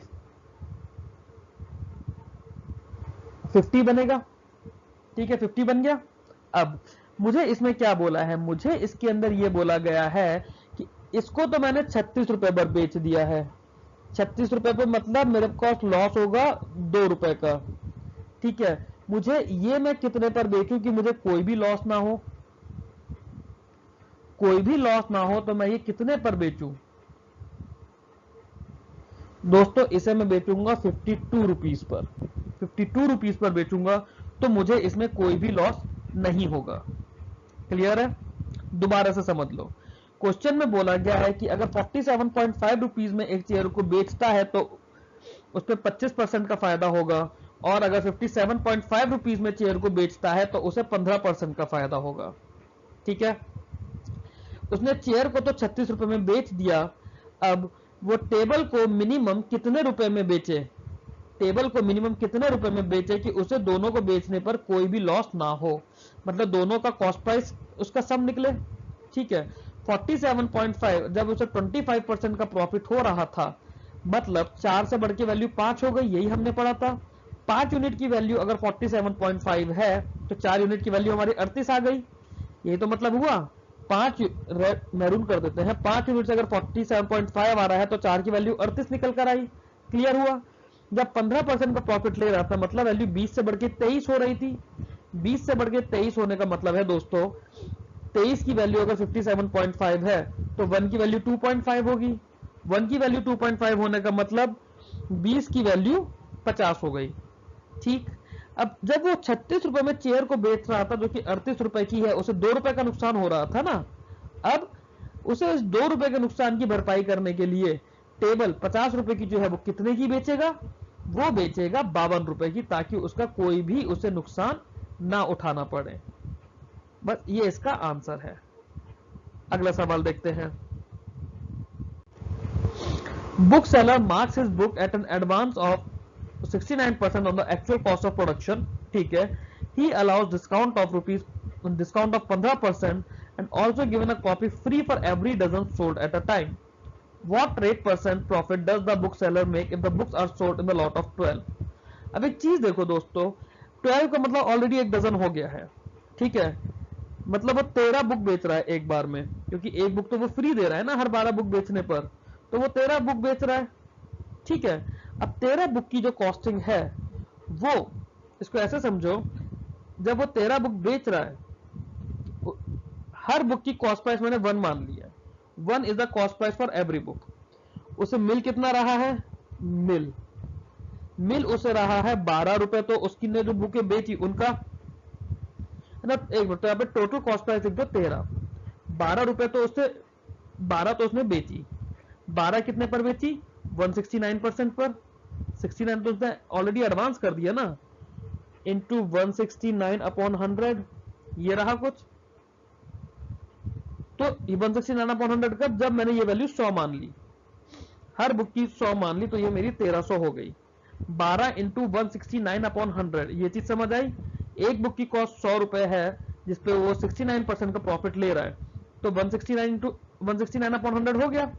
अब 12 भी उसने इस में 12 ही बुकें बेची होंगी क्योंकि एक बुक तो फ्री की जाएगी, ठीक। इसके बाद उसने क्या करा दोस्तों, इसने ये भी बोला कि 15% का डिस्काउंट भी है। 15% का डिस्काउंट का मतलब हो गया 17 अपॉन 20, 15% का डिस्काउंट मतलब 85 हो गया ना, तो 85 अपॉन 20 लिख सकते हैं हम लोग। ये उसकी सेलिंग प्राइस है टोटल। अगर मैं इस सेलिंग प्राइस को देखूं या फिर इसको मैं कॉस्ट प्राइस से डिवाइड कर दूं, कॉस्ट प्राइस से डिवाइड कर दूं तो 1300 भी इधर आ जाएगा, और परसेंटेज बनाने के लिए 100 मेरा ऊपर आ जाएगा। क्यों, क्योंकि मेरे को परसेंटेज में चाहिए, यही होगा, ऐसा ही होगा ना। अब मैं इन दो जीरो से पहले ये दो जीरो कैंसिल कर दूंगा, 13 से मैं इसको सिंप्लीफाई करूंगा, 13 हो गया, और ये दो जीरो एज इट इज रहे। क्यों, 169 मेरा ऑकवर्ड नंबर था, मुझे सबसे पहले 169 को हटाना था।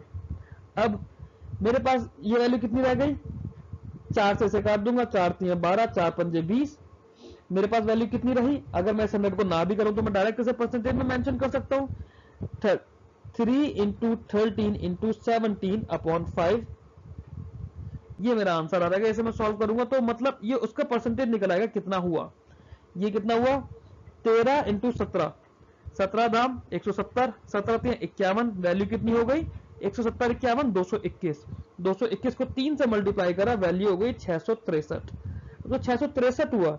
ये वैल्यू रही 500 पर, मतलब अगर मेरी 500 कॉस्ट प्राइस होता तो 663 मेरा इसका सेलिंग प्राइस होता, यही मतलब हुआ।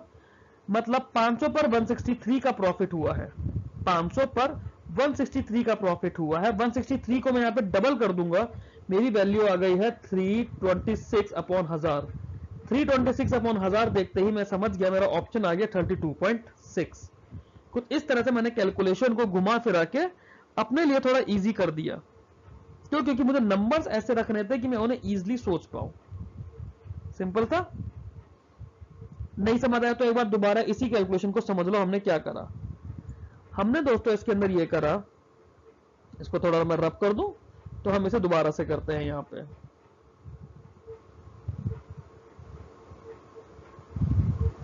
ये लीजिए, हो गया रब।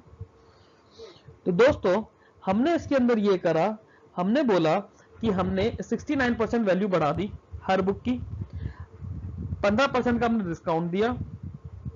ऑल्सो अगर एक डजन कोई खरीद रहा है तो एक कॉपी हम फ्री दे रहे हैं, ठीक है। हमने मान लिया एक बुक की कॉस्ट प्राइस है 100 रुपए, तो 13 बुक्स की कितनी हो जाएंगी, 1300 रुपए। हम जब 12 बुक्स बेच रहे हैं तो एक बुक फ्री भी दे रहे हैं, तो हम 13 बुक दे रहे हैं। चार्ज हम लोग कितने पर कर रहे हैं, चार्ज हम सिर्फ 12 कर रहे हैं। तो 12 का चार्ज कितना है, 13 का चार्ज कितना है, 13 का कॉस्ट प्राइस तो 1300 गिवन है। 12 की हम लोग जब बात करें तो 12 को क्योंकि हम 69% बढ़ाकर बेच रहे हैं तो 169 अपॉन 100 हो जाएगा। फिर हम लोग इस पे 15% का डिस्काउंट भी दे रहे हैं तो 85 अपॉन कितना, 20 हो जाएगा। ये मेरी सेलिंग प्राइस हो गई। अब जब मुझे परसेंटेज में निकालना है, मैंने नीचे 1300 से कर दिया और यहाँ पे 100 से ओवरऑल मल्टीप्लाई कर दिया, 100 से 100 खत्म। ये मेरा 13 से जाएगा 13 टाइम्स, ये वैल्यू है मेरी ऑलरेडी 17 अपॉन 85/20 नहीं, ये ऑलरेडी 17/20 थी, ठीक है। ये वैल्यू जाएगी मेरी 3 टाइम्स, ये जाएगी 5 टाइम्स। मेरे पास बना 17 इंटू 13 221, 221 इंटू 3 663 और नीचे रह गया मेरा 500। मतलब 500 मेरी कॉस्ट प्राइस हो गई, 663 मेरी सेलिंग प्राइस हो गई। तो मैंने इसे डबल कर दिया, नहीं पहले मैंने ये करा कि प्रॉफिट यहां पे लिया 163 अपॉन 500, डबल करके मैंने करा 326 अपॉन 1000 और ये नंबर देखते ही मुझे लगा कि 32.6 इज माई आंसर। अगला सवाल देखते हैं। Amar sold his moped to Bharat at 20% profit and Bharat sold it to Sridhar at 10% profit, ठीक है। अभी तक मैंने क्या करा, मैंने वैल्यू 5 से 6 करी और 6 की 6.6 करी। Shridhar sold the same to a mechanic and receive rupees 2316। 6.6 पर उसने कुछ करा और 2316 ले लिया।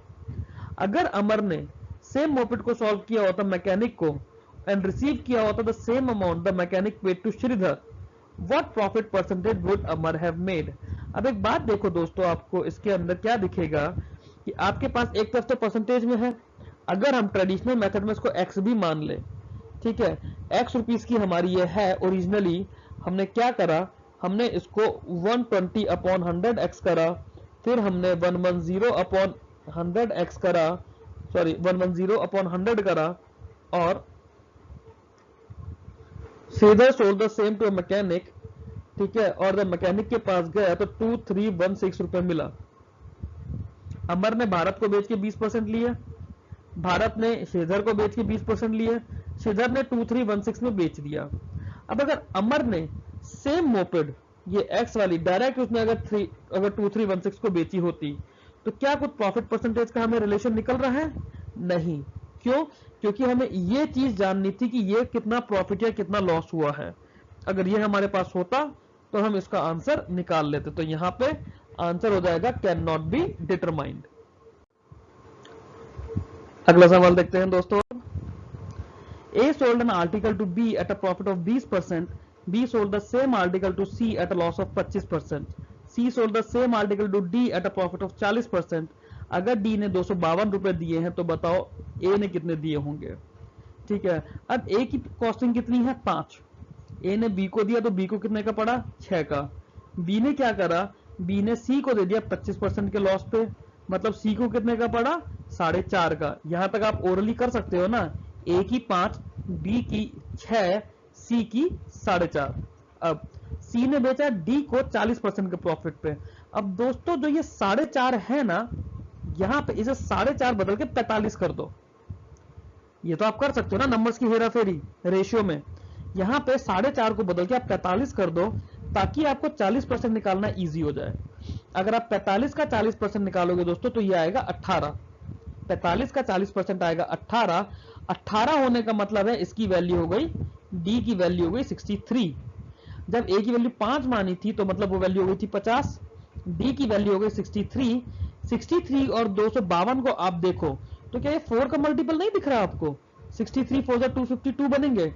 नहीं समझ आता तो ऐसे सोचो, 63 है, 252 40 के पास है, 60 और 3 63 है ना, 60 प्लस 3, 60 को 4 से मल्टीप्लाई करो तो 240 आ रहा है, 3 को 4 से मल्टीप्लाई करो 12 आ जाएगा, दोनों को ऐड करो क्या 252 आएगा? 240 और 12 बिल्कुल 252 आएगा, मतलब 63 इंटू 4।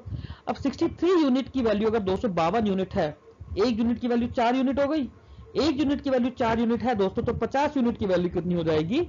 200 रुपए। इतना सा सवाल है, आगे चलते हैं।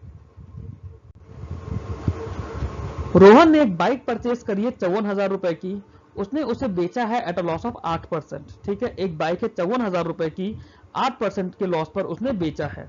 ठीक, 100 की वैल्यू 92, हम ऐसा कुछ मान लेते हैं। आगे, with that money he again purchase another bike and sold it at a profit of 10%। अब उसने क्या करा? अब 92 पे उसने 10% का प्रॉफिट लिया है, मतलब 9.2 का उसे फायदा हुआ है।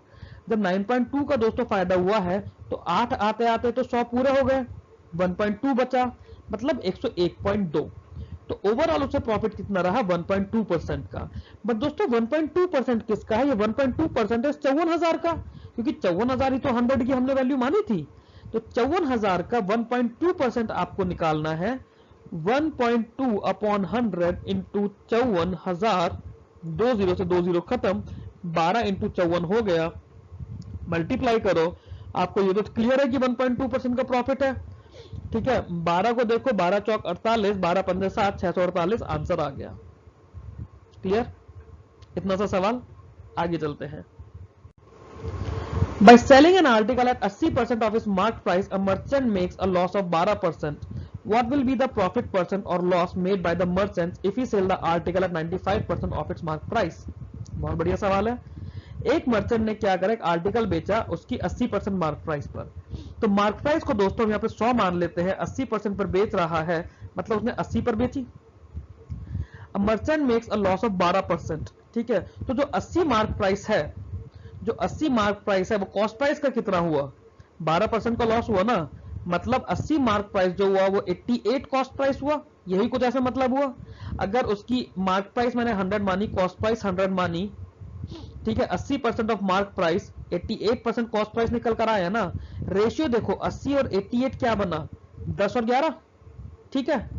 ओके, आगे है, अगर वो 95% ऑफ मार्क प्राइस पर बेचता है, 95% ऑफ मार्क प्राइस पर बेचता है, 80 से 88, 10 और 11 था, 95 से उसका कितना रहेगा 11, 9.5 इंटू 11 रहेगा। 95 अगर 10 की वैल्यू है, 95 अगर 10 की वैल्यू है तो 11 की वैल्यू कितनी हो जाएगी, 9.5 ऐड कर दोगे इसमें, 95 में 9 ऐड करो 104, 0.5 ऐड करो 104.5, ओरिजिनल वैल्यू 100 थी, कितना प्रॉफिट रहा 4.5% का। इतना सा सवाल। देखो समझने की कोशिश करते हैं। हमने उसकी एमपी मानी 100 एमपी, सीपी मानी 100 सीपी, ठीक है। इसको हमने जब 80% पर बेचा तो दोस्तों ये हो गया इसका 80 एमपी, और ये किसके इक्वल है, ये 12% का लॉस होगा, मतलब 88 सीपी, ठीक है। 10 एमपी जो है ये 11 सीपी के बराबर आ गया रेशियो निकलकर। अब क्या करा, अब 95 एमपी पर बेचा है, 95 MP is equals to 95 into 11 upon 10 CP, यही हमने करा। ये वैल्यू हो गई कितनी, ये वैल्यू आ गई है 104.5 सीपी। तो प्रॉफिट कितना रहा, 4.5 सीपी का। यही हमने करा, और यही कैलकुलेशन जो आप लिख रहे हो, क्योंकि ये इजी नंबर्स है तो ये हम लोगों ने ओरली कर दी है। आगे देखते हैं हम अगले सवाल को। ये सवाल देखते हैं दोस्तों, इसमें क्या कह रहा है ये, if after reducing the mark price of a transistor by ₹32, a shopkeeper makes a profit of 15%, ठीक है। कॉस्ट प्राइस 320 रुपए है, ठीक है। अगर वो मार्क प्राइस पर ही बेचता तो उसे कितने का बिकता। अब आप देखो बहुत ध्यान से, 320 रुपए अगर उसका कॉस्ट प्राइस है, ठीक, और अगर वो 15% का प्रॉफिट लेता, तो पहले तो 320 का 15% निकाल लो। 320 का 15% निकालना इजी है। 320 का 1% कितना होगा, 3.2। 320 का 5% कितना होगा, 16। 320 का 10% कितना होगा, 32। 32 और 16 48। 320 का 15% हो गया 48, मतलब 368 रुपए का अगर वो बेचता है। 368 रुपए का वो कब बेचता है, जब वो 32 रुपए का डिस्काउंट देता है। यही तो हुआ, reducing the mark price by ₹32 का ये मतलब तो हुआ ना कि 32 रुपए कम कर दिए। 32 रुपए कम करके दोस्तों वो बना 368 रुपए का। अभी तक मैंने पेन नहीं चलाया, आपको भी नहीं चलाना है, ऐसे ही सोचने की कोशिश करो, ये आदत डालनी पड़ेगी ऐसे सोचने की। और सिर्फ मन में नहीं सोच पाओगे, जब तक बोलोगे नहीं, मन में रिटेन नहीं रख पाओगे। तो 368 रुपए का उसने बेचा 32 रुपए कम करके, तो एक्चुअली में उसकी मार्क प्राइस कितनी थी, 400 रुपए। अब देखो 320 रुपए उसकी कॉस्ट प्राइस है, 400 रुपए उसकी मार्क प्राइस है। अगर मार्क प्राइस पर बेचता, मतलब 320 रुपए की चीज 400 रुपए पर बेचता, क्या आपको डायरेक्टली नहीं दिख रहा कि 80 रुपए का फायदा हो रहा है 320 पे, और 320 पे 80 का फायदा हुआ तो कितना परसेंट प्रॉफिट हुआ, 25%। सीधा सीधा सा हो गया। अगला सवाल देखते हैं। ये क्वेश्चन दोस्तों बोलता है कि एक हॉर्स एंड कैरियर है जिसे टुगेदर 8,000 रुपए का लिया गया है। By selling the horse at a profit of 10% and carrier at a loss of 10%, a total profit of 2.5% is made. What is the cost price of the horse? ये हमें बोला गया है, ठीक है। मान लेते हैं कि जो हॉर्स है, ठीक है, हॉर्स को हमने 10% प्रॉफिट पर लिया है, मतलब बेचा है, मतलब वैल्यू उसकी 10 से बढ़ा के हमने 11 कर दी, ठीक है। जो कैरियाज है उसे 10% लॉस पर किया गया है, मतलब 10 से बढ़ाकर उसे 9 कर दिया, ठीक। अब ये जो चीजें हैं दोस्तों, मेरे पास ये बन रही हैं 20 और ये बन रहा है 20। इसके अंदर तो मेरा ऐसा कुछ भी नहीं होगा, क्यों, क्योंकि मेरे को तो 2.5 का टोटल प्रॉफिट चाहिए, मेरे को तो 2.5 का टोटल प्रॉफिट चाहिए ना, तो वो चीज ऐसे तो आएगी नहीं। बट क्या मैं इसको इन्हीं ऑप्शन में से किसी से देख सकता हूँ, cost price of the horse अगर है 3000 तो कैरियर कितने का रहेगा 5000। अब एक चीज को देखो, जब मेरे को दोनों को मैंने लॉस पर, मतलब पहली चीज को मैंने प्रॉफिट पर बेचा है, दूसरी चीज को मैंने लॉस पर बेचा है, ठीक, यहां तक समझ आया। पहली चीज को प्रॉफिट पर बेचा है, दूसरी चीज को लॉस पर बेचा है। अब अगर ओवरऑल मुझे प्रॉफिट होगा मतलब प्रॉफिट वाली चीज की वैल्यू ज्यादा थी, अगर ओवरऑल लॉस हुआ होता तो लॉस की कॉस्टिंग ज्यादा थी। मतलब हॉर्स की प्राइस 3000 तो आएगी नहीं, 3.5 भी नहीं आएगी, 4 भी नहीं आएगी, 5 लगाकर देख सकते हैं। अगर घोड़े की प्राइस 5000 है तो कैरियज की प्राइस 3000 रहेगी। 5000 पे मैंने क्या करा, 5000 पे मुझे 10% का फायदा हुआ मतलब 500 रुपए का। कैरियर पे मेरे को 10% का लॉस हुआ मतलब 300 रुपए का। नेट कितना रहा मेरे को, नेट मेरे को रहा 200 रुपए का फायदा। यही रहा 200 रुपए का फायदा रहा ना, एक पे 500 रुपए का फायदा, एक पे 300 रुपए का नुकसान, टोटल मेरे को रहा 200 रुपए का फायदा। 200 रुपए का फायदा रहा मेरे को 8000 पर, 200 रुपए का फायदा 8000 पे।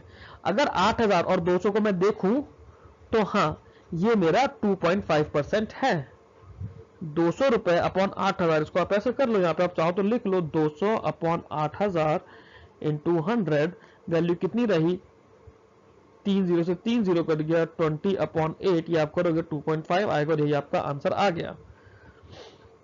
अगर मेरे को कॉस्ट प्राइस या सेलिंग प्राइस कोई सेम दी होती तो मैं इस मेथड से चलता, यहाँ पे उस चीज को सेम करके, बट यहाँ पे तो ऐसा चलेगा नहीं, तो इसलिए मेरे को ऑप्शन इसमें यूज करना पड़ा। या फिर दूसरा तरीका क्या था, मैं एक को x मानता, दूसरे को मैं 8000 माइनस x करता, इसको मैं मान लेते हैं कि 110 अपॉन 100 इंटू एक्स करता, इसको मैं 90 अपॉन 100 इंटू 8000 माइनस x करता। तो उसमें बहुत लंबा चौड़ा प्रोसेस होता, मैं इतना करता ही क्यों, मुझे इतना करने पर समझ आ गया था कि ये मैं ऑप्शन से कर लूंगा। अगला सवाल देखते हैं। देखिए दोस्तों, ये सवाल आया है, a manufacturer of a certain item can sell all he can produce at the selling price of rupees 60 each. It cost him rupees 40 in materials and labor to produce each item, and he has overhead expenses of rupees 3000 per week in order to operate the plant. Number of units he should produce and sell in order to make a profit of at least 1000 per week is, ठीक है। अब इसके अंदर क्या पूछा है, इसके अंदर बोला गया है कि एक कोई प्रोडक्ट है जो 60 रुपए का बेचता है, उसे बनाने के लिए जो सामान और लेबर चाहिए उसके तो 40 रुपए लगेंगे, बट उस प्लांट को रन करने के लिए जहां वो बना रहा है उसे 3000 रुपए पर हफ्ता खर्च करना पड़ेगा। तो पूछा है कि वो कितने यूनिट्स बनाए कि हर हफ्ते एटलीस्ट उसे 1000 का प्रॉफिट हो जाए। अब देखो दोस्तों, एक मटेरियल एक लेने के लिए उसे 40 रुपए खर्च करने पड़ रहे हैं, अभी मैं इसकी बात नहीं कर रहा, ठीक है, इसको हम डिस्कस नहीं कर रहे। 40 रुपए खर्चा करके वो 60 रुपए का बनाता है, मतलब एक आइटम पर उसे 20 रुपए का प्रॉफिट है। अब उसे ये 20 रुपए का प्रॉफिट कितनी जगह चाहिए, सबसे पहले तो उसे ये 1000 रुपए का प्रॉफिट अपना चाहिए। 1000 रुपए का प्रॉफिट करने के लिए वो 20-20 रुपए के 50 आइटम बनाएगा। अगर उसने 20-20 रुपए 50 आइटम पे कमा लिए तो उसका 1000 का प्रॉफिट हो गया, पहली चीज। दूसरा, उसे ये 3000 का खर्चा भी पूरा करना है। 50 आइटम बेचकर दोस्तों वो 1000 कर रहा था, 3000 और करना है, मतलब 150 और करेगा। 150 और करेगा तो मतलब 200 अगर उसने बनाकर बेच दिए 20-20 के हिसाब से, 20 रुपए का प्रॉफिट हो रहा है ना दोस्तों एक पर। अगर उसने 200 बनाकर बेच दिए, 20 रुपए का प्रॉफिट सब पर ले लिया, मतलब उसे टोटल 4000 हो गया। 4000 में 3000 उसका ये खर्चा निकल जाएगा, 1000 रुपए का उसे प्रॉफिट भी हो जाएगा। तो हर हफ्ते उसे 200 बनाकर बेचने हैं। इतना सा सवाल है, देखो इसको मैं रब कर देता हूं अब यहां पे, ठीक है। अब आगे चलते हैं अगले क्वेश्चन पर। अगला सवाल देखते हैं। Shopkeeper sold N article for rupees 360 by making a profit of 20%. The shopkeeper offered a discount rupees 60 on marked price. How much percent above the cost price the article is marked, ठीक है। Shopkeeper ने 360 रुपए का बेचा है, उसे 20% का profit हुआ है। 360 और 20% आपको देखकर समझ आएगा कि 300 रुपए का आर्टिकल था, 20% का प्रॉफिट लेके 60 रुपए का उसने प्रॉफिट लिया है। अगर उसने 60 रुपए का डिस्काउंट देकर ये वैल्यू बनाई है, मतलब वैल्यू इसकी कितनी थी, इसकी वैल्यू थी 420। 300 रुपए की वैल्यू अगर 420 रुपए थी, मतलब 120 रुपए ज्यादा थी, और 120 और 300 का रिश्ता होता है 40% का। 40% ज्यादा मार्क प्राइस किया हुआ था। आगे देखते हैं। The cost price of a pair of shoes is rupees 1440. What should be the mark price on a pair of shoes such that after allowing a discount of 16% the shopkeeper earns 12% profit? दोस्तों ये easy सा सवाल है, ये आप लोग खुद करोगे, ये मैं नहीं कराऊंगा। अगला सवाल देखते हैं।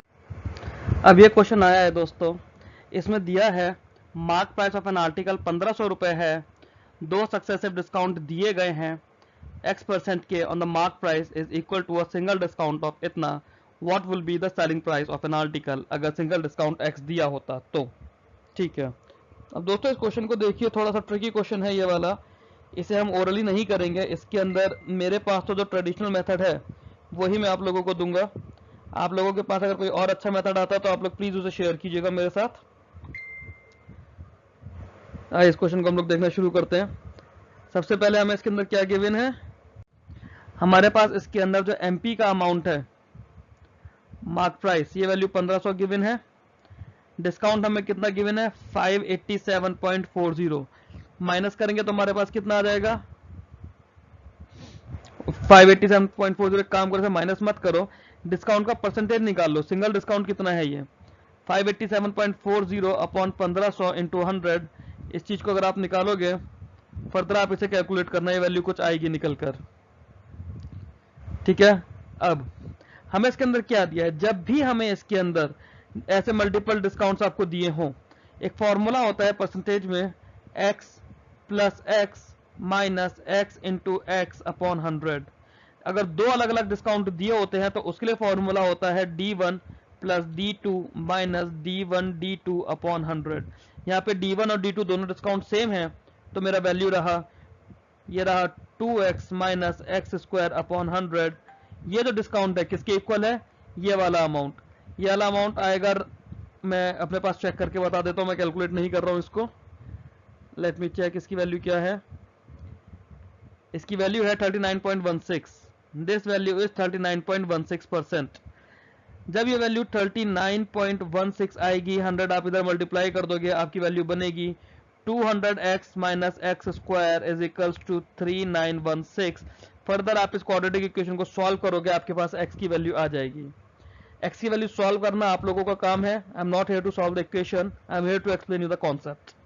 आगे चलते हैं दोस्तों, ये वाला क्वेश्चन देखो, काफी ज्यादा सिंपल सा सवाल है, बहुत इजी है।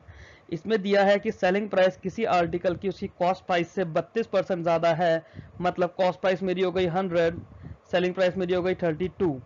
अब डिस्काउंट ऑफर करा है 12% का।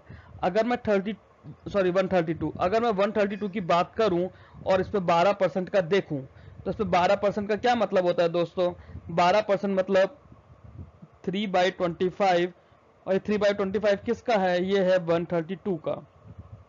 ठीक है, तो हमसे पूछा है कि कॉस्ट प्राइस और मार्क प्राइस का, so what is the ratio of the cost price to the mark price. ठीक है, अब जो हमारे पास, इस चीज को ऐसे समझो कि अगर 3/25 का डिस्काउंट ऑफर कर रहा हूं मैं, तो उसकी सेलिंग प्राइस कितनी होगी मार्क प्राइस पे डिस्काउंट देने के बाद, ये बनेगी 22/25। ठीक है, 22/25 जो रेशियो है, इसके अंदर ये इसकी सेलिंग प्राइस है, ये इसकी मार्क प्राइस है, यही चीज हुई। जो 22/25 है, ये किस चीज के इक्वल है, ये अगर मेरे पास सेलिंग प्राइस है और ये मार्क प्राइस है, और मेरे पास कॉस्ट प्राइस कितना था, कॉस्ट प्राइस मेरे पास था 100, सेलिंग प्राइस था 132, मतलब 22 जो है ये 132 की वैल्यू है, 22 जो सेलिंग प्राइस है वो यहाँ पे 132 की वैल्यू है, यही तो इसका मतलब हुआ। ठीक है, तो इसको मेरे को 132 की फिगर में लेकर आने के लिए यहाँ पे मैं 6 से मल्टीप्लाई करूंगा, मतलब यहाँ पे मार्क प्राइस और सेलिंग प्राइस का रेशियो हो जाएगा, सॉरी सेलिंग प्राइस और मार्क प्राइस का 132/150, 132/150 हो जाएगा मेरा SP/MP, और SP/CP कितना था मेरा 132/100। तो ये देखते हुए मेरा CP/MP का रेशियो ये आएगा 100/150, 100/150 मतलब 2:3। Option D is the answer. दोस्तों ये वाला सवाल देखते हैं, इसमें दिया है कि शॉपकीपर ने 18% का डिस्काउंट दिया है आर्टिकल पर, और उसके बाद भी उसे 23% का प्रॉफिट हो रहा है, 18.4% का उसे अगर टोटल प्रॉफिट है तो मार्क प्राइस पूछा है। इसे हम पहले लिखकर समझते हैं, समझने के लिए फिर मैं आपको ओरली करना भी सिखाता हूँ, कैसे करेंगे आप इसको एग्जाम में ओरली। आपके पास क्या है दोस्तों, ये आपके क्लर्क प्री लेवल का क्वेश्चन जरूर है। पीओ प्री में हो सकता है आ जाए, अगर इजी शिफ्ट आएगी, नॉर्मल शिफ्ट में पीओ प्री में नहीं आएगा, क्लर्क प्री लेवल का तो ये जरूर है। अब इसको देखते हैं, 18% का अगर डिस्काउंट दिया है तो मतलब 82% पर बेच रहा है, मतलब सेलिंग प्राइस और मार्क प्राइस का रेशियो अगर मैं यहां पर देखूं 82/100 हो जाएगा। दूसरी तरफ मुझे बोला है 23% का प्रॉफिट है, मतलब 123 हो गई सेलिंग प्राइस, कॉस्ट प्राइस इसकी यहाँ पर 100 हो गई। ये एसपी हो गया, ये सीपी हो गया। अब आप ध्यान से देखो दोस्तों, ये जो वैल्यू है ये 2:3 है। 2:3 होने का मतलब अगर मैं यहाँ पे 3 से मल्टीप्लाई कर दूं, यहाँ पे 2 से मल्टीप्लाई कर दूं, तो दोनों तरफ सेलिंग प्राइस सेम हो जाएगी। मतलब मार्क प्राइस अगर मेरा 300 है तो कॉस्ट प्राइस मेरा 200 हो जाएगा। और अगर मैं बात करूं कि सीपी को मैंने अगर 100 कर दिया तो मार्क प्राइस मेरा 150 हो जाएगा। अब यहां से मैं आगे देखूंगा कि मुझे क्या दिया है। मेरे को दिया है 18.40 का प्रॉफिट है, कितना है 23%। 23% की वैल्यू 18.40 है, तो मेरी 1% कितनी हो जाएगी, 1% हो जाएगी 0.8, और 150% मुझे निकालना है तो ये वैल्यू हो जाएगी 120%। ये रहा मेरा आंसर, मतलब 120 रुपीज। अब यहाँ पे दोस्तों हम लोग देखते हैं इसको ओरली कैसे करना है। ओरली करने के लिए सबसे पहले तो मैं सारा रब कर दूंगा। थोड़ी दिमाग में आपको नंबर सोचने पड़ेंगे, थोड़ी कैलकुलेशन करनी पड़ेगी। आपको नंबर में इतना सोचना है दोस्तों कि 82 और 123 ये मेरे को क्वेश्चन पढ़ते पढ़ते लैंग्वेज से समझ आना चाहिए। सेलिंग प्राइस की दोनों वैल्यूज है। एक तरफ सेलिंग प्राइस 82 है जहां मार्क प्राइस के साथ उसे ले रहा हूं, एक तरफ मेरी सेलिंग प्राइस 123 है जहां पे मैं उसे कॉस्ट प्राइस के साथ ले रहा हूं। 82 और 123 अगर मैंने 2:3 देख लिया तो हम लोग इसे रिवर्स कर देते हैं मार्क प्राइस और कॉस्ट प्राइस के लिए। मतलब 300 of mark price is equal to 200 of cost price. मतलब अगर कॉस्ट प्राइस में 100 मानूंगा तो मार्क प्राइस 150 हो जाएगी। ये मुझे समझ आना चाहिए था। 2:3 जब मेरा सेलिंग प्राइस में आया तो मेरा एमपी और सीपी का रेशियो 3:2 आप लोगों को समझ आना चाहिए। तो ये हमेशा रिवर्स हो जाएगा जब भी आप सेलिंग प्राइस को सेम करोगे। अब अगर ये मेरा हो गया सेलिंग प्राइस और मार्क प्राइस और कॉस्ट प्राइस मैंने निकाल दिया, 150 और 100 है। आगे देखते हैं 23% का प्रॉफिट मतलब 18.40, 23 8 जा 184 होता है। ये टेबल मेरे को पता होनी चाहिए। 23 8 जा 184 होता है, मतलब 1% की वैल्यू 0.8। मार्क प्राइस कितना है 150, 150 को 0.8 से मल्टीप्लाई करोगे तो 120। इतना सा सवाल है। नहीं समझ आया तो इसे एक बार दोबारा देखिए। हम अगले क्वेश्चन पर चलते हैं। Radha marks her good by 25% above the cost price. She sells 35% of the good at mark price, 40% at 15% discount and remaining at 20% discount. What is her overall gain percent? ठीक है, राधिका के पास 100 आइटम्स थे, 100 items की उसकी mark price थी 1250। यही हुआ, हमने हर या 125 100 आइटम थे, हर आइटम 1-1 रुपए का था, उसने 25% बढ़ा के 125 रुपए के कर दिए। अब उसने क्या करा, उसने 35% गुड्स, मतलब 35% गुड्स जो थे 35 इंटू 1.25 पर बेचे। ये एक मिनट, इसको और हम लोग थोड़ा सा चेंज कर देते हैं, इसके नंबर्स में थोड़ा सिंपल कर देते हैं नंबर्स को। हम इसको ऐसे मान लेते हैं, उसके पास 100 तो आर्टिकल्स थे, सबकी कॉस्ट 50 रुपए थी, 50 रुपए पे नहीं 40 रुपए, सबकी कॉस्ट 40 रुपए थी, तो उसकी कॉस्टिंग हो गई 4000 रुपए। ठीक है, उसने 25% बढ़ा दिया, 25% बढ़ा के मतलब 50 रुपए उसने कर दी।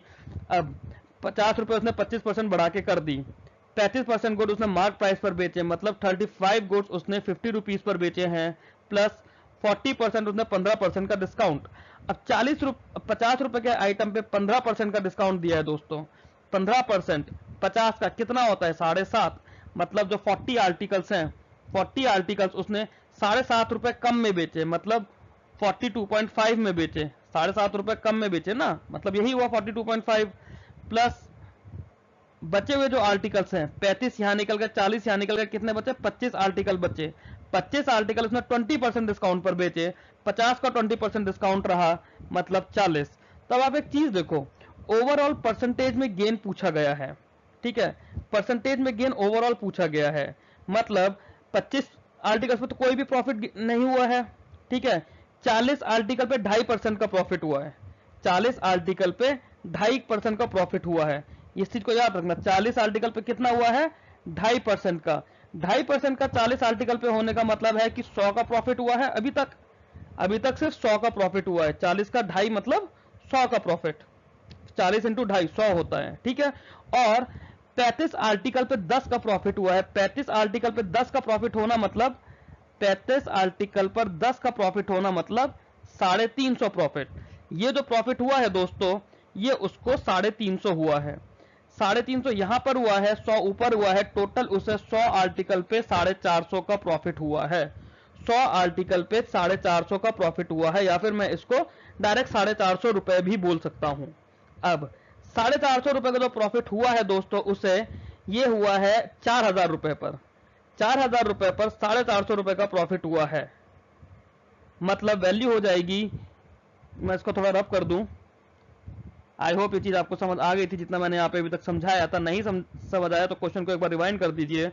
हमने बोला 450 रुपए का प्रॉफिट हुआ है, उसे 4000 रुपए की इसकी कॉस्ट प्राइस पर इसको 100 से मल्टीप्लाई करा, ये 0 खत्म हो गया, ये वैल्यू आ गई 11.25। 11.25% आपका इसमें आंसर आ जाएगा। क्या इसी सवाल को मैं ओरली नहीं कर सकता था? ये तो चलो मैंने इतना सारा लिख दिया इसमें, अगर इसी सवाल को मैं ओरली सोचूंगा, नंबर तो मेरे को खुद ही सोचना पड़ेगा ना। 4000 मैंने 4000 नंबर क्यों लिया? मैंने इसलिए लिया क्योंकि जब 25% की मैं बात कर रहा हूं तो या तो मैं 100 नंबर ले लूंगा, या फिर मैं 40, 50 ऐसा कोई भी नंबर ले लूंगा। 40 नंबर लूंगा तो 50 करना इजी है 25% पे। 50 अगर करूंगा तो 60 ले लूंगा, 50 लेकर चल लो। 40 अगर कॉम्प्लिकेट लगा 50 लेकर चल लो, 50 उसकी कॉस्ट प्राइस मान लो। बट उसके बाद क्या करना पड़ेगा? 60 पर डिस्काउंट देना पड़ेगा, वो चीज इरिटेटिंग हो जाएगी। हमने क्या करा, हमने देखा कि 25% कॉस्ट प्राइस बढ़ा दिया। हमने रैंडमली मान लिया कि 100% आर्टिकल थे या फिर 100 आर्टिकल थे। 100 आर्टिकल पर हम लोगों ने क्या करा दोस्तों, हम लोगों ने 100 आर्टिकल पे बात करी कि 40 रुपए हर आर्टिकल की हमने कॉस्ट प्राइस फिक्स कर दी। टोटल कॉस्ट प्राइस हमारी हो गई 4000। यहां तक कोई डाउट नहीं होना चाहिए। अब 35% गुड्स मतलब 35 गुड्स मैंने मार्क प्राइस पर बेचे। मार्क प्राइस कितनी थी? 40 रुपए से 25% ज्यादा, मतलब हर आर्टिकल पे 10 रुपए का फायदा हुआ। 35 आर्टिकल पे मुझे 350 रुपए का फायदा हो गया। बिल्कुल अलग कर दो, 35 आर्टिकल पे 350 रुपए का फायदा। 40 आर्टिकल मैंने 15% डिस्काउंट पर बेचे। 15% डिस्काउंट जब करा मैंने 50 रुपए पर, मैंने देखा कि 100 का 15% 15 होता है, तो 50 का 15% 7.5 होगा। मैंने देखा 7.5 रुपए कम करने पर मुझे 40 आर्टिकल पे 2.5 रुपए का फायदा हो रहा है। हमने उसे रुपए मान लिया ना, अपनी कन्वीनियंस के लिए रुपए मान लो, परसेंटेज मान लो, ड्रम मान लो, कुछ भी मान लो। 40 आर्टिकल पे 2.5 का फायदा हो रहा है, मतलब टोटल फायदा कितना हो गया? 100 का। बचे हुए पे मैंने 20% डिस्काउंट दिया। अब ये तो मैंने पढ़ा हुआ है पहले से परसेंटेज में कि अगर यहां 25% बढ़ाऊंगा और ये 20% कम करूंगा तो कोई चेंज नहीं आएगा, नो चेंज। मतलब टोटल कितना प्रॉफिट हो गया मेरे को अब तक? टोटल मेरे को शुरू में रहा 350, फिर रहा 100, टोटल हो गया 450 का प्रॉफिट। और जो 450 का प्रॉफिट है, अगर मैं इसको सोचूं परसेंटेज में निकालने के लिए, मैं क्या करूंगा? प्रॉफिट अपॉन कॉस्ट इंटू 100 करूंगा। कॉस्ट मेरी 4000 है, 4 के आगे 3 जीरो है, 450 में 1 जीरो है, इंटू 100 करने पर 2 जीरो और आ जाएंगे, तो 0 से 0 खत्म। 45/4 इस चीज को मुझे मन में सोचना है। 45/4 मेरे मन का पार्ट है। 45/4 अगर आएगा तो मैं डायरेक्ट ऑप्शन देखते ही 11.25 मार्क कर दूंगा। इतना सा सवाल है बस। आगे देखते हैं। शॉपकीपर ने 18% का डिस्काउंट दिया है मार्क प्राइस पर, उसके बाद भी उसे 23% का प्रॉफिट हो रहा है। दोस्तों ये सवाल तो हमने अभी अभी थोड़ी देर पहले करा है। इस सवाल को आप दोबारा से यहां पर करिए, मैं नहीं करूंगा। फिर भी आप इस चीज को ओरली समझ सकते हो तो समझ लीजिए। चलो यहां पे मैं आपको ओरली भी समझा देता हूं। शॉपकीपर ने 18% का डिस्काउंट शॉपकीपर ने 18% का डिस्काउंट दिया, मतलब 82 हो गई वैल्यू। 23% का प्रॉफिट लिया है, मतलब 123 हो गया। 82 और 123 देखने में हमें 2:3 दिख रहा है। आगे चलते हैं। आगे उसने बोला 18.40 का उससे प्रॉफिट मिला है, मतलब 23% की वैल्यू 18.40 है। 23% की वैल्यू दोस्तों अगर 18.40 है, मतलब 23% 18.40 मतलब 1 की वैल्यू 0.8, तो 100 की वैल्यू कितनी हो जाएगी? 100 की वैल्यू हो जाएगी 80। कॉस्ट प्राइस मेरी आ गई 80 रुपए यहां तक। अब ऊपर मैंने देखा था कि 2:3 की मैंने बात करी थी ऊपर। 2:3 जो था मेरे पास, 2:3 क्या था? 2 टाइम्स मेरी सेलिंग प्राइस जब मार्क प्राइस के साथ में है, equal to 3 times of selling price जब वो कॉस्ट प्राइस के साथ में है। मतलब क्रॉस मल्टीप्लाई करते हैं हम लोग, तो twice of cost price is equal to thrice of mark price. 2 into cost price is equal to 3 into mark price. यहां से देख के समझ आ रहा है कि अगर कॉस्ट प्राइस 200 है तो मार्क प्राइस 300 रहेगी, और अगर कॉस्ट प्राइस मेरी 100 है तो मार्क प्राइस 150 हो जाएगी। 150 मेरी मार्क प्राइस है, 150 यूनिट है 150% किसका, 0.8 का, मतलब मार्क प्राइस कितनी हो गई, 120 रुपए। सिंपल था। अगला सवाल देखते हैं। एक आर्टिकल को मैंने सेल करा है 14% के प्रॉफिट पर। An article was sold at 14% profit. अगर इसे 121 रुपए कम पर बेचा होता तो 8% का लॉस होता। ठीक है, आर्टिकल को 14% प्रॉफिट पर बेचा, मतलब 114 पर बेचा, 121 रुपए का लॉस कब होता, अगर 8% का लॉस होता, मतलब 92 पर बेचता। 114 और 92 के बीच में आता है 22%। ठीक है, 22%। इस 22% की वैल्यू मेरे को 121 रुपए दी हुई है। 121 रुपए की वैल्यू 22% दी हुई है। 11 को 11 से मल्टीप्लाई करते तो 121 आता है, 11 को 2 से मल्टीप्लाई करते हैं तो 22 आता है, मतलब 22 को 5.5 से मल्टीप्लाई करोगे, मतलब 1 यूनिट इज इक्वल टू 5.5। एक यूनिट की वैल्यू 5.5 है। अब मुझसे पूछा है कि अगर 536.25 पर मैं आर्टिकल को बेच रहा हूं, 536.25 पर अगर मैं आर्टिकल को बेच रहा हूं तो मेरा प्रॉफिट लॉस परसेंट कितना होगा। अब यहां पे दोस्तों अगर आपको थोड़ा सा ओरल कैलकुलेशन में दिक्कत आएगी तो आप ऐसे समझो, 121 रुपीज जो है ये कितने हैं, 14 और 8 कितने होगा, 22, ये 22% की वैल्यू है। 536.25 रुपीज कितने होंगे, ये होगा 22 अपॉन 121 इंटू 536.25। 11 से काटो, 11 2 जा 11, 11 जा 11 से अभी पूरा ही दोस्तों चला जाएगा, या फिर चाहो तो पहले 2 से मल्टीप्लाई कर लो कैलकुलेशन सिंपल रखने के लिए। 2 से मल्टीप्लाई करोगे तो आपकी वैल्यू हो जाएगी 1072.50। इस पूरे को 11 से आप कट करो, आप देखोगे 11 9 जा 99 होता है, आपके पास कितना बचा, 8 बचा, 82 आया, 11 7 जा 11 7 जा, मतलब जो भी कुछ है आपकी वैल्यू 97 पॉइंट समथिंग आएगी। इसके आगे मत जाओ, 97 पॉइंट समथिंग आपकी वैल्यू जा रही है, मतलब लॉस आपका 2.5% का। सिंपल, इसके आगे जाने की जरूरत ही नहीं है। अगला सवाल देखते हैं। दोस्तों इस वीडियो में इतने ही सवाल थे हमारे पास। कुछ और अच्छे थोड़े इससे ज्यादा अपर लेवल के क्वेश्चंस मैं लेकर आऊंगा जो आपके क्लर्क मेंस के लेवल के होंगे या फिर पीओ मेंस के लेवल के होंगे। ये वीडियो में आपके क्वेश्चन आरआरबी क्लर्क प्री से लेकर आईबीपीएस पीओ प्री तक के कुछ इसमें क्वेश्चंस थे। अगर इससे ज्यादा टफ क्वेश्चन प्री में आता है तो वो आप मेरे अगले वीडियोस में देखेंगे। Till then have a great day. आप लोग सेफ रहो, स्वस्थ रहो, अच्छे से पढ़ाई करो। All the very best.